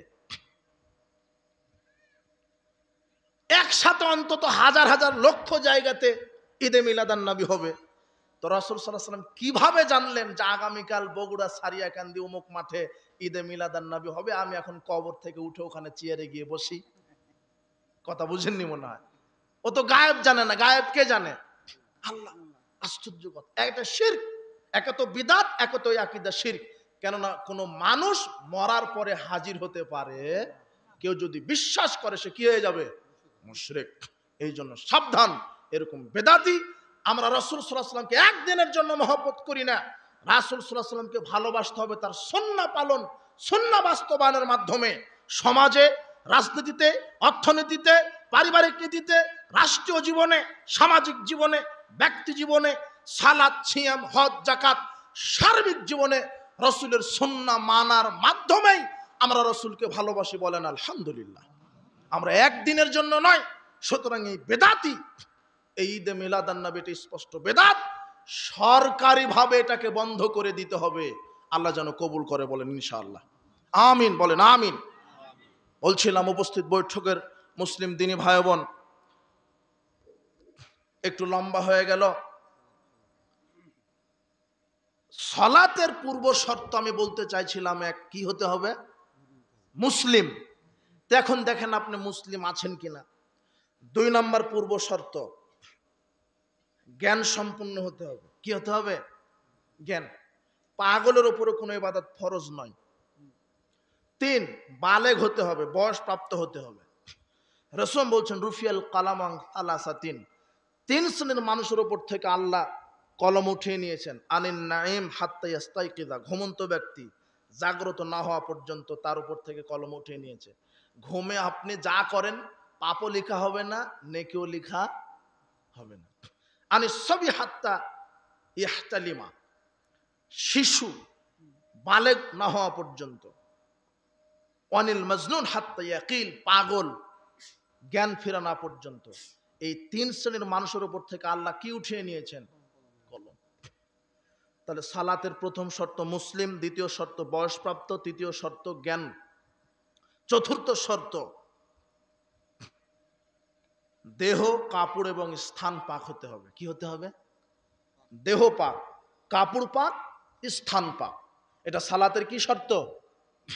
চতুর্থ নম্বর শর্ত। দেহ পাক মানে জর্দা, বিড়ি, সিগারেট এগুলি খাবেন, তাহলে দেহ নিয়মিত পাক থাকবে, তাই না? সুদ, দুর্নীতি, চুরি, দেহ পাক। যারা নেশাদার দ্রব্য খায় এদের দেহটা কি? একবার মুখে দিলে 40 দিন অপবিত্র থাকে দেহ। কতদিন? একবার মুখে দিলে। জর্দাটা একবার চিবালে। তোমার হুজুর জর্দা খায়, মসজিদের হুজুর, আর বলে মাকরুহ। কি বলে? মাকরুহ। ইবাদতের পূর্বে হালাল বৈধ রুজি খেতে হবে। তা আমি অত ব্যাখ্যা দিচ্ছি না, সময় খুব সংকীর্ণ। দেহ পাক, কাপড় পাক। কাপড় পাক মানে পরিষ্কার থাকতে হবে। আপনার যদি পেশাব পায়খানা লেগে যায় তাহলে ওই পোশাকে কি হবে না? সালাত হবে না। তবে বিকল্প আছে, ওই পোশাক ছাড়া আর কোনো পোশাকই নাই আপনার। কথা বুঝেননি মনে হয়? কথা বুঝেছেন? আপনি বগুড়া থেকে চট্টগ্রামে চলে গেছেন সফরে, একটাই পোশাক, কিন্তু আপনার পেশাব লেগে গেছে, পায়খানা লেগে গেছে, আর কোনো পোশাকই নাই, কোনো উপায় নাই ধোয়ার, পরিষ্কার করার। তাহলে ওই পোশাকে কি করতে হবে? সালাত। বলতে পারবেন না যে কি আমার পোশাক অপবিত্র, এটা বলার সুযোগ নাই। এটার বিকল্প আছে। এরপরে স্থান পাক। কি পাক? যেই জায়গাতে সালাত আদায় করবেন ওটা কি হতে হবে? মসজিদ পবিত্র হতে হবে, পাক হতে হবে। আপনি বলবেন কি ব্যাপার, মসজিদ তো পবিত্রই। এদেশের অনেক মসজিদ আছে অপবিত্র। কেন? মসজিদের জমির উপরে বাপকে পোঁতা আছে, কবর দেওয়া আছে। মসজিদের সভাপতি বলেছে যে আমার বাপ 50 বছর সভাপতি করেছে, কত আশা যে মসজিদের পাশে কবর হবে। মসজিদের সভাপতিকে কবর দিয়ে দিলেন মসজিদের জমিতে। আল্লাহর নবী বলছেন না, রাসূলুল্লাহ সাল্লাল্লাহু আলাইহি ওয়াসাল্লাম সালাতে বাইনাল কুবুরে, রাসূল সাল্লাল্লাহু আলাইহি ওয়াসাল্লাম কবরস্থানে সালাত আদায় করতে নিষেধ করেছেন। লা তুসাল্লু ইলাল কুবুরে, তোমরা কবরের দিকে সালাত আদায় করো না। ওয়ালা তাজলিসু আলাইহা, কবরের উপরে বসো না। আয়ুকাদা আলাইহা, তোমরা কবরের উপরে বসো না। আয়ুজাসসাসাল কবর, কবরকে পাকা করো না, চুনকাম করো না। মসজিদের জায়গায় কবর দিও না, কবরস্থানে সালাত আদায় করো না। আল আরদু কুল্লুহা মসজিদ, আল্লাহর নবী বলছেন সারা পৃথিবী মসজিদ, ইল্লাল মাকবারাত ওয়াল হাম্মাম, তবে গোসলখানার কবরস্থান ব্যতীত। সারা পৃথিবীটা কি? মসজিদ, কবরস্থান আর গোসলখানা ব্যতীত। তাহলে যেখানে কবর দিলেন ওটা কবরস্থান হয়ে গেল। কথা বুঝেননি মনে হয়? আল্লাহর নবী বললেন, হাদিসটা বুঝেন খুব খেয়াল করে, সারা পৃথিবীটাই কি? মসজিদ। কিন্তু এক জায়গাতে কবর দেওয়ার সাথে সাথে ওই জায়গায় কি হয়ে গেল? কবরস্থান। তার মানে যেখানে মসজিদ আপনি নির্মাণ করছেন, মসজিদের জন্য আলাদা ওয়াকফকৃত জমি থাকতে হবে। যে আমি 10 শতক জমি দিলাম, এটা ওয়াকফ করে দিলাম মসজিদ। এই 10 শতক ওয়াকফকৃত জমির ওপরে যদি আপনি কাউকে কবর দিয়ে দেন, ওই মসজিদে সালাত হবে না। কবর সামনে থাকুক মসজিদের, আর পিছনে থাকুক, বামে থাকুক, ডানে থাকুক, মসজিদের জমির ওপরে কবর দিলে ওটা মসজিদ থাকলো না, কি হয়ে গেল? এখন আপনি তো বিপাকে পড়ে গেলেন। আপনি এখন বলছেন আমার বাপের কবরই তো আমার মসজিদে। তাহলে কি করবেন? হয় মসজিদ উঠিয়ে কবর মুক্ত জায়গাতে নতুন করে নির্মাণ করেন, না হলে বাপের কবরকে খনন করে হাড় উঠিয়ে আর এক জায়গাতে কবর দেন। কথা বুঝেননি মনে হয়? তাহলে এটা হলো স্থান পাক। কবর থাকলে ওটা হবে না। রাসূল সাল্লাল্লাহু আলাইহি ওয়াসাল্লাম নিষেধ করেছেন কবরস্থানে সালাত আদায় করার, নিষেধ। 5 নাম্বার পূর্ব শর্ত সতর ঢাকা। সতর, সতর মানে পুরুষের সতর 2 কাঁধ আর নাভি থেকে হাঁটু পর্যন্ত। অনেকে গামছা পরে, আমার বাপ দাদাদেরকে দেখেছি, কৃষক মানুষ, ওই বিলে গামছা ঘাড়ের উপরে দিয়ে কি করেছে? পেট পিট বের হয়ে থাকতো, তাই না? তখন আমরা ছোটবেলা চিন্তা করতাম যে এইভাবে কি সালাত হয়? তো না, পুরুষের সতর হচ্ছে 2 কাঁধ ঢাকা থাকবে আর নাভি থেকে হাঁটু পর্যন্ত, তাহলে কি হয়ে যাবে? সালাত। আপনি কৃষক মানুষ, মাঠে ওইভাবে গামছাটা ঘাড়ের উপরে দিয়ে সালাত আদায় করতে পারেন, সালাত হবে। আর নারীর সতর 2 হাতের তালু আর মুখমণ্ডল ব্যতীত মাথা থেকে পায়ের পাতা পর্যন্ত। আপনার স্ত্রীকে জালাবি পোশাক কিনে দিবেন, ম্যাক্সি কিনে দিবেন, যাতে করে একেবারে এই ঘাড় থেকে একেবারে পায়ের পাতা পর্যন্ত মানে মাটি যেন ছেঁচড়ে যায়। বোরখা কিনে দিবেন, যাতে আপনার স্ত্রী যে রাস্তা দিয়ে যাবে ওই রাস্তা যেন ঝাড়ু দেওয়া না লাগে। বুঝেননি মনে হয় কথা? আপনি আবার হাসছেন যে অবাক কথা, কিন্তু আপনি হয়ে গেছেন নারী আর আপনার স্ত্রী হয়ে গেছে পুরুষ। ও প্লাজো পরে দেখবেন একেবারে হাঁটু বরাবর, আর আপনি প্যান্ট পরেছেন টাকনুর নিচে, মানে আপনি হয়ে গেছেন হিজড়া আর আপনার মেয়ে স্ত্রী হয়ে গেছে পুরুষ। তাই তো বাজারে যান, আপনি গেমস খেলেন তাসের আড্ডায়, চায়ের আড্ডায়, পুরুষ সত্য বিক্রি করেন না, এখনো বিক্রি করেন না। বোরখা কিনে দিবেন যাতে মাটি ছেঁচড়ে যায়। কথা বুঝেননি মনে হয়? যখন আপনার স্ত্রী সালাতে দাঁড়াবে যেন পায়ের পাতা ঢেকে থাকে, আর বড় একটা ওড়না যেন দিয়ে দেয় মাথা থেকে একেবারে বুক এই পর্যন্ত। এদিকে এমন ম্যাক্সি পরে দিলেন যেটা একেবারে এই গলা থেকে নিয়ে পায়ের পাতা ছেঁচড়ে যাচ্ছে, এমন ম্যাক্সি। এরপরে একটা বড় চাদর যেটা মাথা থেকে বক্ষ সব ঢাকা থাকবে, হাতের এই পাতা পর্যন্ত ঢেকে থাকবে। এইভাবে সালাত আদায় করবে আপনার স্ত্রী। এটা হলো মহিলাদের সতর। 6 নম্বর সালাতের পূর্ব শর্ত ওয়াক্ত হওয়া। কি হওয়া? ওয়াক্ত মতো সালাত।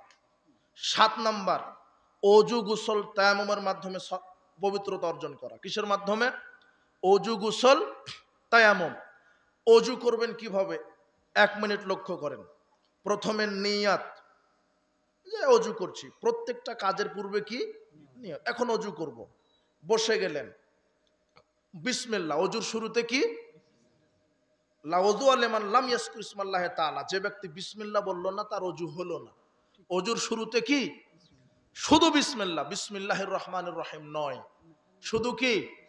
বিসমিল্লাহ। ডান হাতে পানি নিয়ে 2 হাতের কবজি পর্যন্ত। আগে ডান হাতের কবজি ভালোভাবে এভাবে, এরপরে বাম হাতের কবজি। আঙুলগুলি খেলাল করবেন। আপনি দেখছেন কি? আমাকে দেখছেন? অজু করা শিখেন, অজু করা শিখেন। আপনি মাস্টার ডিগ্রি পাস, এখন অজু করা শিখেন। আমি তো আপনাকে চিনি, আর আপনি লজ্জায় বলতেও পারেন না। এক বৃদ্ধ লোক বলছে, হুজুর তায়াম্মুম কয় তারিখে খায়?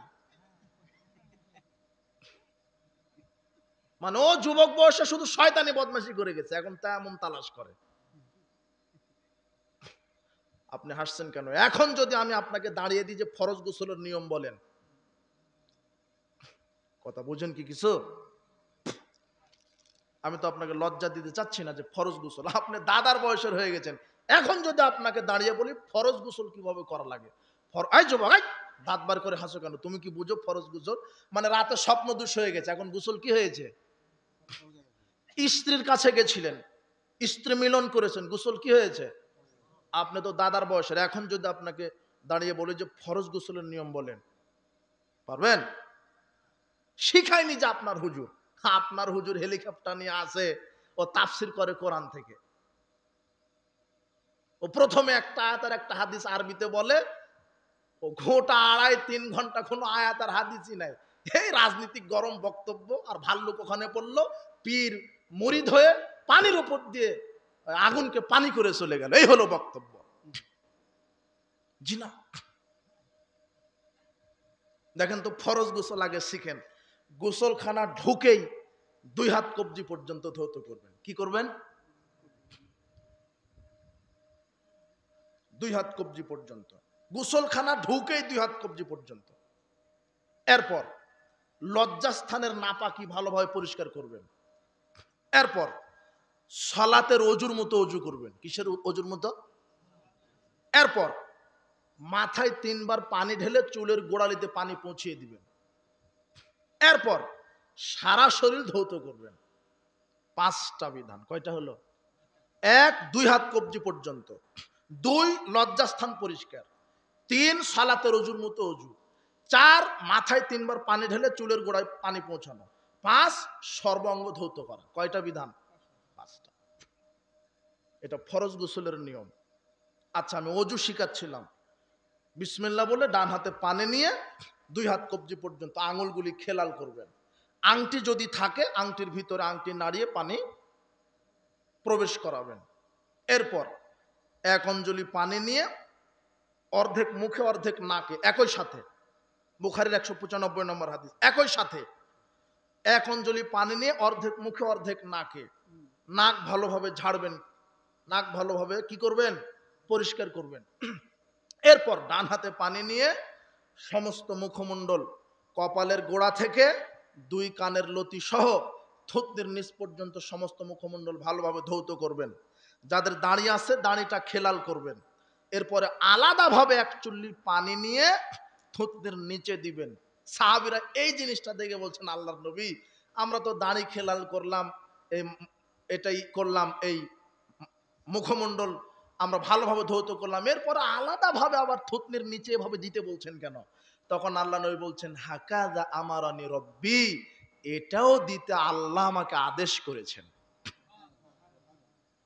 এরপর কনুই পর্যন্ত ধৌত করবেন, ডান হাতের কনুই আগে, এরপরে বাম হাতের কনুই, এরপরে 2 হাতের আঙুলি 2 হাতে এভাবে ভিজিয়ে নিয়ে মাথা মাসা করবেন। খুব খেয়াল করেন, মাথা মাসা সামনে থেকে পিছন, আবার একইভাবে ওইভাবে চলে আসেন সামনে, একবার মাথা মাসা, একবার।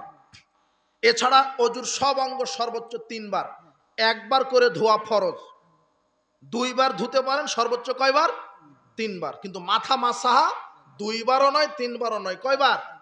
একবার। সামনে থেকে পিছনে, পিছন থেকে সামনে নিয়ে এসে একই সাথে 2 তর্জনী আঙুল দিয়ে কানের ভিতরের অংশ, বৃদ্ধাঙ্গুলি দিয়ে কানের বাহিরের অংশ, এইভাবে ঘাড় মাসা করা বিদআত। কথা বুঝেছেন কি? মাথা মাসা করা কি বুঝতে পারলেন? এই হলো মাথা মাসা। এরপরে ডান পায়ের টাকনু পর্যন্ত, এরপরে বাম পায়ের টাকনু পর্যন্ত। পাগুলি ধোয়ার সময় আঙুলগুলি কি করবেন? খেলাল করবেন। অজু শেষ।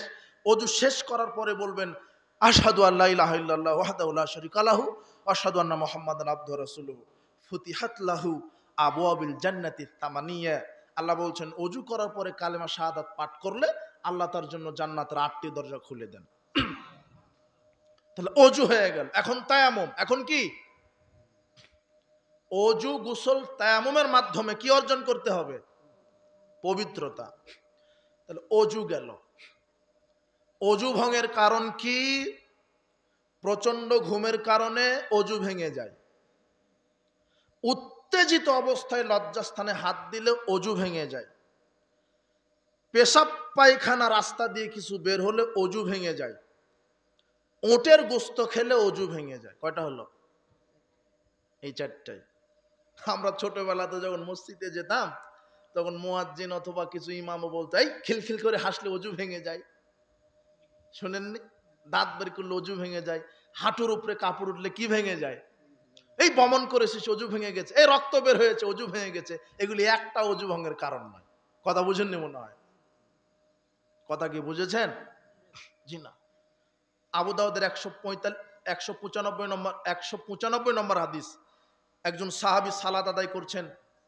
রাসূল সাল্লাল্লাহু আলাইহি ওয়াসাল্লাম 2 জনকে যুদ্ধের পাহারা দিতে বললেন, এই তোমরা 2 জন সারা রাত পাহারা দিবে, শত্রু বাহিনী যেন ঢুকতে না পারে।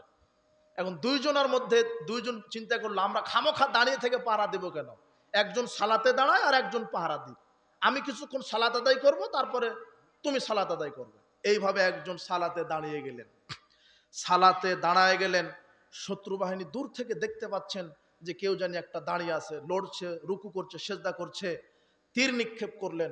সালাতরত অবস্থায় তীর এপার দিয়ে ওপারে বের হয়ে গেল, রক্ত ঝরঝর করে বের হয়ে গেল। সাহাবী সালাত শেষ করে তারপরে ডাকলেন। রাসূল বলছেন, তুমি আমাকে, তীর যখন ঢুকে গেল তখনই আমাকে ডাকলে না কেন? তখন তিনি বলছেন, আমি সালাতে খুব মজা পাচ্ছিলাম, তীর ঢুকেছে আমি ওইভাবে খেয়ালই করিনি। তো তীর ঢুকেছে, রক্ত ঝরঝর করে বলছে, সালাত আদায় করতে আছে, অজু ভেঙে গেল কখন? আর অজু ভাঙলে সালাত কি করে দিতেন? কথা বুঝেননি মনে হয় আমার। রাসূল সাল্লাল্লাহু আলাইহি ওয়াসাল্লামই বললেন, এই রক্ত বের হয়েছে, অজু কি হয়ে গেছে? জি না, এগুলি নয়। বলছিলাম অজু গেল। এখন তায়াম্মুম। তায়াম্মুম কিভাবে? তায়াম্মুম হলো অজুর বিকল্প, পবিত্র অর্জনের বিকল্প মাধ্যম।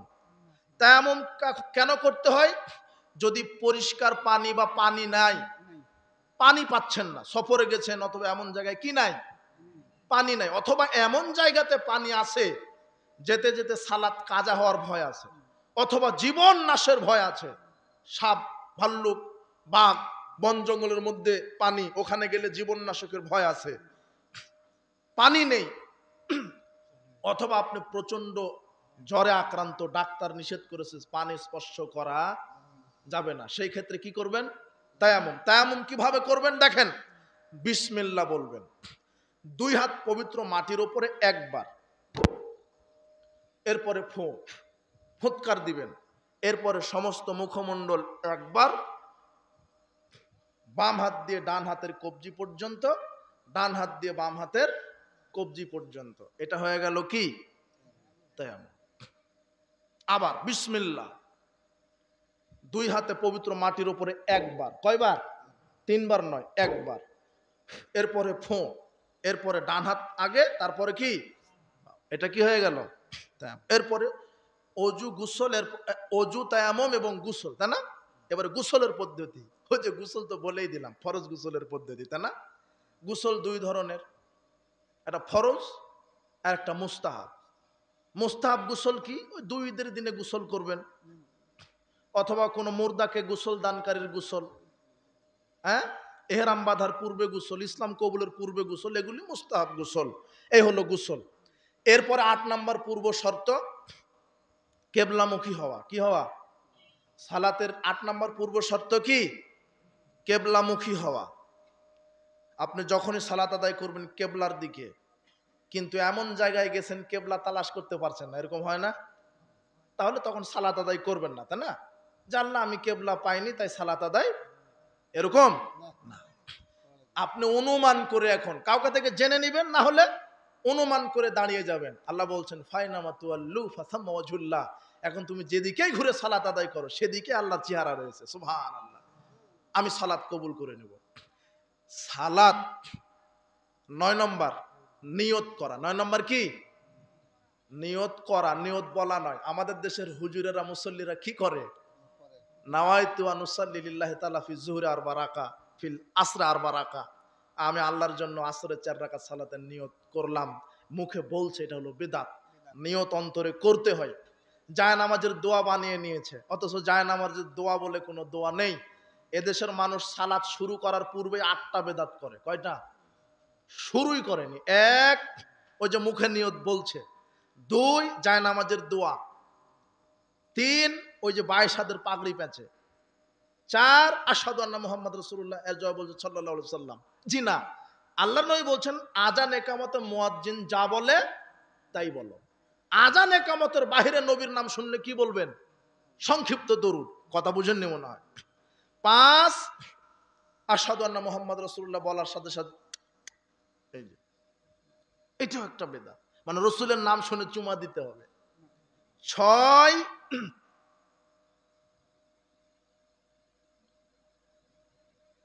ইমাম সাহেব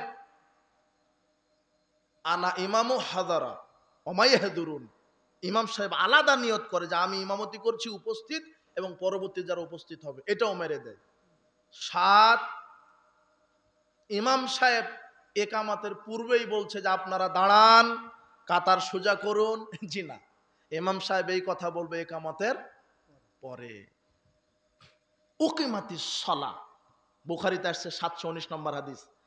আনাস রাদিয়াল্লাহু বলছেন যখন একামত দেওয়া হতো তখন আকবালা আলাইনা রাসূলুল্লাহ সাল্লাল্লাহু আলাইহি ওয়াসাল্লাম বিওয়াজহিহি, তখন রাসূল সাল্লাল্লাহু আলাইহি ওয়াসাল্লাম আমাদের দিকে মুখ করে বলতেন আকিমু সুফুফাকুম ওয়া তারাসসু হাজু বাইনাল মানাকিব ওয়াসুদ্দুল খালাল, কাতার সোজা করো, প্রাচীরের মতো দাঁড়াও, কাঁধে কাঁধ মিলিয়ে দাঁড়াও, 2 পায়ের মাঝের জায়গা বন্ধ করে দাঁড়াও। অথচ আমাদের মসজিদগুলিতে কয় হাত ফাঁকা রাখে? 4 হাত, আধ হাত। হুজুর বাইরে দিছে যে না না না, অপমান করা হবে, কোথায় ছেলের পা পিতার পায়ের সাথে লাগবে, ছাত্রর পা মাস্টারের পায়ের সাথে লাগবে, অপমান হবে। তোমার মাস্টার সাহেব সাহাবীদের চাইতে কি বড়? সারা পৃথিবীর সব মানুষের ইমান একদিকে, আর আবু বকর রাদিয়াল্লাহু আনহুর ইমান একদিকে, কার ইমান বেশি? ওরা হলো পায়ের সাথে পা মিলিয়ে দাঁড়াতেন। তোমার হুজুর চিটারি করছে ধর্মের সাথে, তোমার হুজুর বলছে মর্যাদার হানি হবে, অথচ মুহাম্মদ সাল্লাল্লাহু আলাইহি ওয়াসাল্লাম বলছেন মান সাদ্দা ফুরজাতান ফি সফ, কেউ যদি পরস্পরের মাঝের ফাঁকা জায়গা বন্ধ করে সালাত আদায় করে জামাতে, রফাউল্লাহু বিহা দারাজাতান, আল্লাহ তার মর্যাদা বাড়িয়ে দেন। বানালাহু বাইতান ফিল জান্নাহ, শুধু কি তাই, জান্নাতে একটা ঘর নির্মাণ করে দেন। হাদিস অনুযায়ী আমল করবেন। বলছিলাম কয়টা বেদাত হলো? 7টা। আর একটা বেদাত কি? আর একটা কি ওটা অন্য আমার আলোচনা আছে, শুনে নেন, মনে হচ্ছে না। আমার গবেষণাতে 8টা বেদাত ধরা হয়েছে, আরো বেদাত হতে পারে। তাহলে সালাত শুরুই করেনি। কয়টা বেদাত হলো? 8টা বেদাত দিয়ে শুধু সালাত শুরু করে, এখনো শুরুই করেনি। এই জন্য সাবধান, জায়নামাজের দোয়া বলে কোনো দোয়া নেই। এটা হলো সালাতের পূর্ব শর্ত বললাম। সময় সংকীর্ণতায় আপনাদেরকে একটা বই সাজেস্ট করব, প্রত্যেকে এই বইটা সংগ্রহ করে পড়বেন। বইয়ের নাম হচ্ছে সালাতুর রসুল। কি? লেখক মোহাম্মদ আসাদুল্লাহ গালিব। এই বইটা প্রত্যেকটা ঘরে ঘরে যেন থাকে, বলেন ইনশাআল্লাহ। 100 থেকে 120 অথবা 150 টাকা দাম। আপনার একটা আত্মীয়কে নিয়ে একটা স্টলে ঢুকলেই 500 টাকা কি হয়ে যায়, কিন্তু 150 টাকা দিয়ে একটা বই কিনেন, আপনি পড়বেন, আপনার ছেলে পড়বে, আপনার নাতি পড়বে, ওইভাবেই থাকবে। কথা বুঝেছেন? এই বইটা পড়বেন, 1 ফিরা 2 ফিরা 10 ফিরা 20 ফিরা পড়বেন, বারবার পড়বেন। এই বইটা পড়ে সালাতুর রাসূল নাসিরউদ্দিন আলবানী, ইনারও একটা আছে, বাংলা অনুবাদ হয়েছে। আপনি এই মোহাম্মদ আসাদুল্লাহ গালিবের লেখা সালাতুর রাসূল বইটি সংগ্রহ করুন। বার্ষিক ইজতেমা হয় আপনার ফেব্রুয়ারির শেষ সপ্তাহ, বৃহস্পতি শুক্র, রাজশাহীতে নওদাপাড়া, সেখানে যান। অনেক লাইব্রেরি, আপনি কি বই কিনবেন? বই আপনার জীবনের সাথী বানান। কি বই? বই কিনুন, পড়াশোনা করুন, আলেমের দিকে তাকিয়ে থাকেন না। ওই 10 আলেম 10 রকমের কথা বলবে, তখন আপনি বলবেন কোনটা মানবো, কিন্তু বই হাদিস আপনাকে কি দিবে না, ফাঁকি দিবে না। আপনি বই পড়েন, নিজে পড়েন, এরপরে আকীদা মানহাজ যাদের বিশুদ্ধ, এই আলেম ওলামার বক্তব্য শুনুন, এই আলেম ওলামাদের সহবতে থাকুন। কোন বেদাতি মাওলানার আলেম ওলামার বক্তব্য শুনবেন না, তারা বিভ্রান্ত করবে, তারা নিজেরা বিভ্রান্ত, আপনাকে বিভ্রান্ত করবে। সর্বোপরি আপনাদের নিকটে আমি দোয়া চাচ্ছি আমার প্রতিষ্ঠানের জন্য, প্রাণ ভরে দোয়া করবেন। জমি কেনার কাজ চলছে, প্রায় 2.5 থেকে 3 বিঘা। এখন আমার প্রয়োজন 80 থেকে 90 লক্ষ টাকা। আল্লাহর কাছে একটু বলেন, আল্লাহ যেন আমার প্রতিষ্ঠান জমি জায়গা কবুল করে। আল্লাহ আপনারা সার্বিকভাবে সহযোগিতা করবেন, দোয়া, সন্তান, অর্থ আল্লাহ সুবহানাহু ওয়া তাআলা যেন কবুল করে, বলেন আমিন। আপনাদের জন্য দোয়া করি। প্রতিপালক, আজকের ইসলামী সম্মেলন জালসায় যারা এসেছেন, তুমি তাদের পাপগুলিকে ক্ষমা করে দাও। যারা এই মাহফিল কমিটি, এক বৃদ্ধ মানুষ, উনি আমার মাদ্রাসায় চলে গেছেন এই প্রোগ্রাম নেওয়ার জন্য। ও ভালো করে হাঁটতে পারছে না, লোকটাকে দেখে আমি প্রোগ্রাম না দিয়ে পারি নাই। এই পাশে মনে আর একটা কি, কোথায় প্রোগ্রাম আছে, হোয়াকুয়ায়, কত নভেম্বর? 4 নভেম্বর পাশেই প্রোগ্রাম আছে। ওর দাওয়াত আমি দিয়ে দিই, যায়েন, আপনারা যায়েন, আল্লাহ যেন কবুল করে, বলেন আমিন। তো এই বৃদ্ধ লোকটা চলে গেছে এই প্রোগ্রাম করবেন বলে, আমার কাছে চলে গেছে, গিয়ে বলছে আপনি একটু সময় দেন। তো এই বৃদ্ধ লোক, যদি যুবক, তোমাদের লজ্জা হওয়া দরকার। তুমি ক্যারামের বোর্ডে রাত দিন থাকতে পারো, তুমি রক্ত ঠিকই দিচ্ছ, কিন্তু জাহেলিয়াতের পথে দিচ্ছ। এই রক্ত যদি তুমি ইসলামের পথে দাও, জান্নাত তোমার পায়ের নিচে এসে যাবে ইনশাআল্লাহ। কিন্তু তুমি কোথায় আজকে তুমি রক্ত ব্যয় করছো, কোথায়?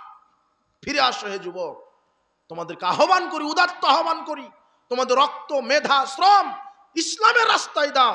খালিদ বিন ওলীদের মতো, মুসাব বিন উমারের মতো, মুসাব বিন সাদের মতো, খুবাইব বিন আদির মতো, খাব্বাব বিন আরাতের মতো, এদের মতো সৈনিক হও, ওমারের মতো সৈনিক হও। আল্লাহ তোমাদেরকে ইসলামের সেনাবাহিনী হিসেবে কবুল করুন। তো আমি বৃদ্ধ মানুষের এই প্রচেষ্টা আমি দেখে অবাক হয়েছি। আল্লাহ তার হায়াতে তৈয়বা দান করুন, আল্লাহ তার পরিবারে বারাকা দান করুন, সবাইকে আল্লাহ ক্ষমা করুন, তার প্রতিষ্ঠানকে আল্লাহ কবুল করুন। আপনার ছেলে মেয়েকে আলেম বানাতে হবে, যেটা আমি প্রথমেই বলেছি। বারাকাল্লাহ ফিকুম ওয়া জাযাকুমুল্লাহ খায়র। সুবহানাকা আল্লাহুম্মা ওয়া বিহামদিক আশহাদু আল্লা ইলাহা ইল্লা আনতা আস্তাগফিরুকা ওয়া আতুবু ইলাইক। আসসালামু আলাইকুম ওয়া রাহমাতুল্লাহি ওয়া বারাকাতুহু।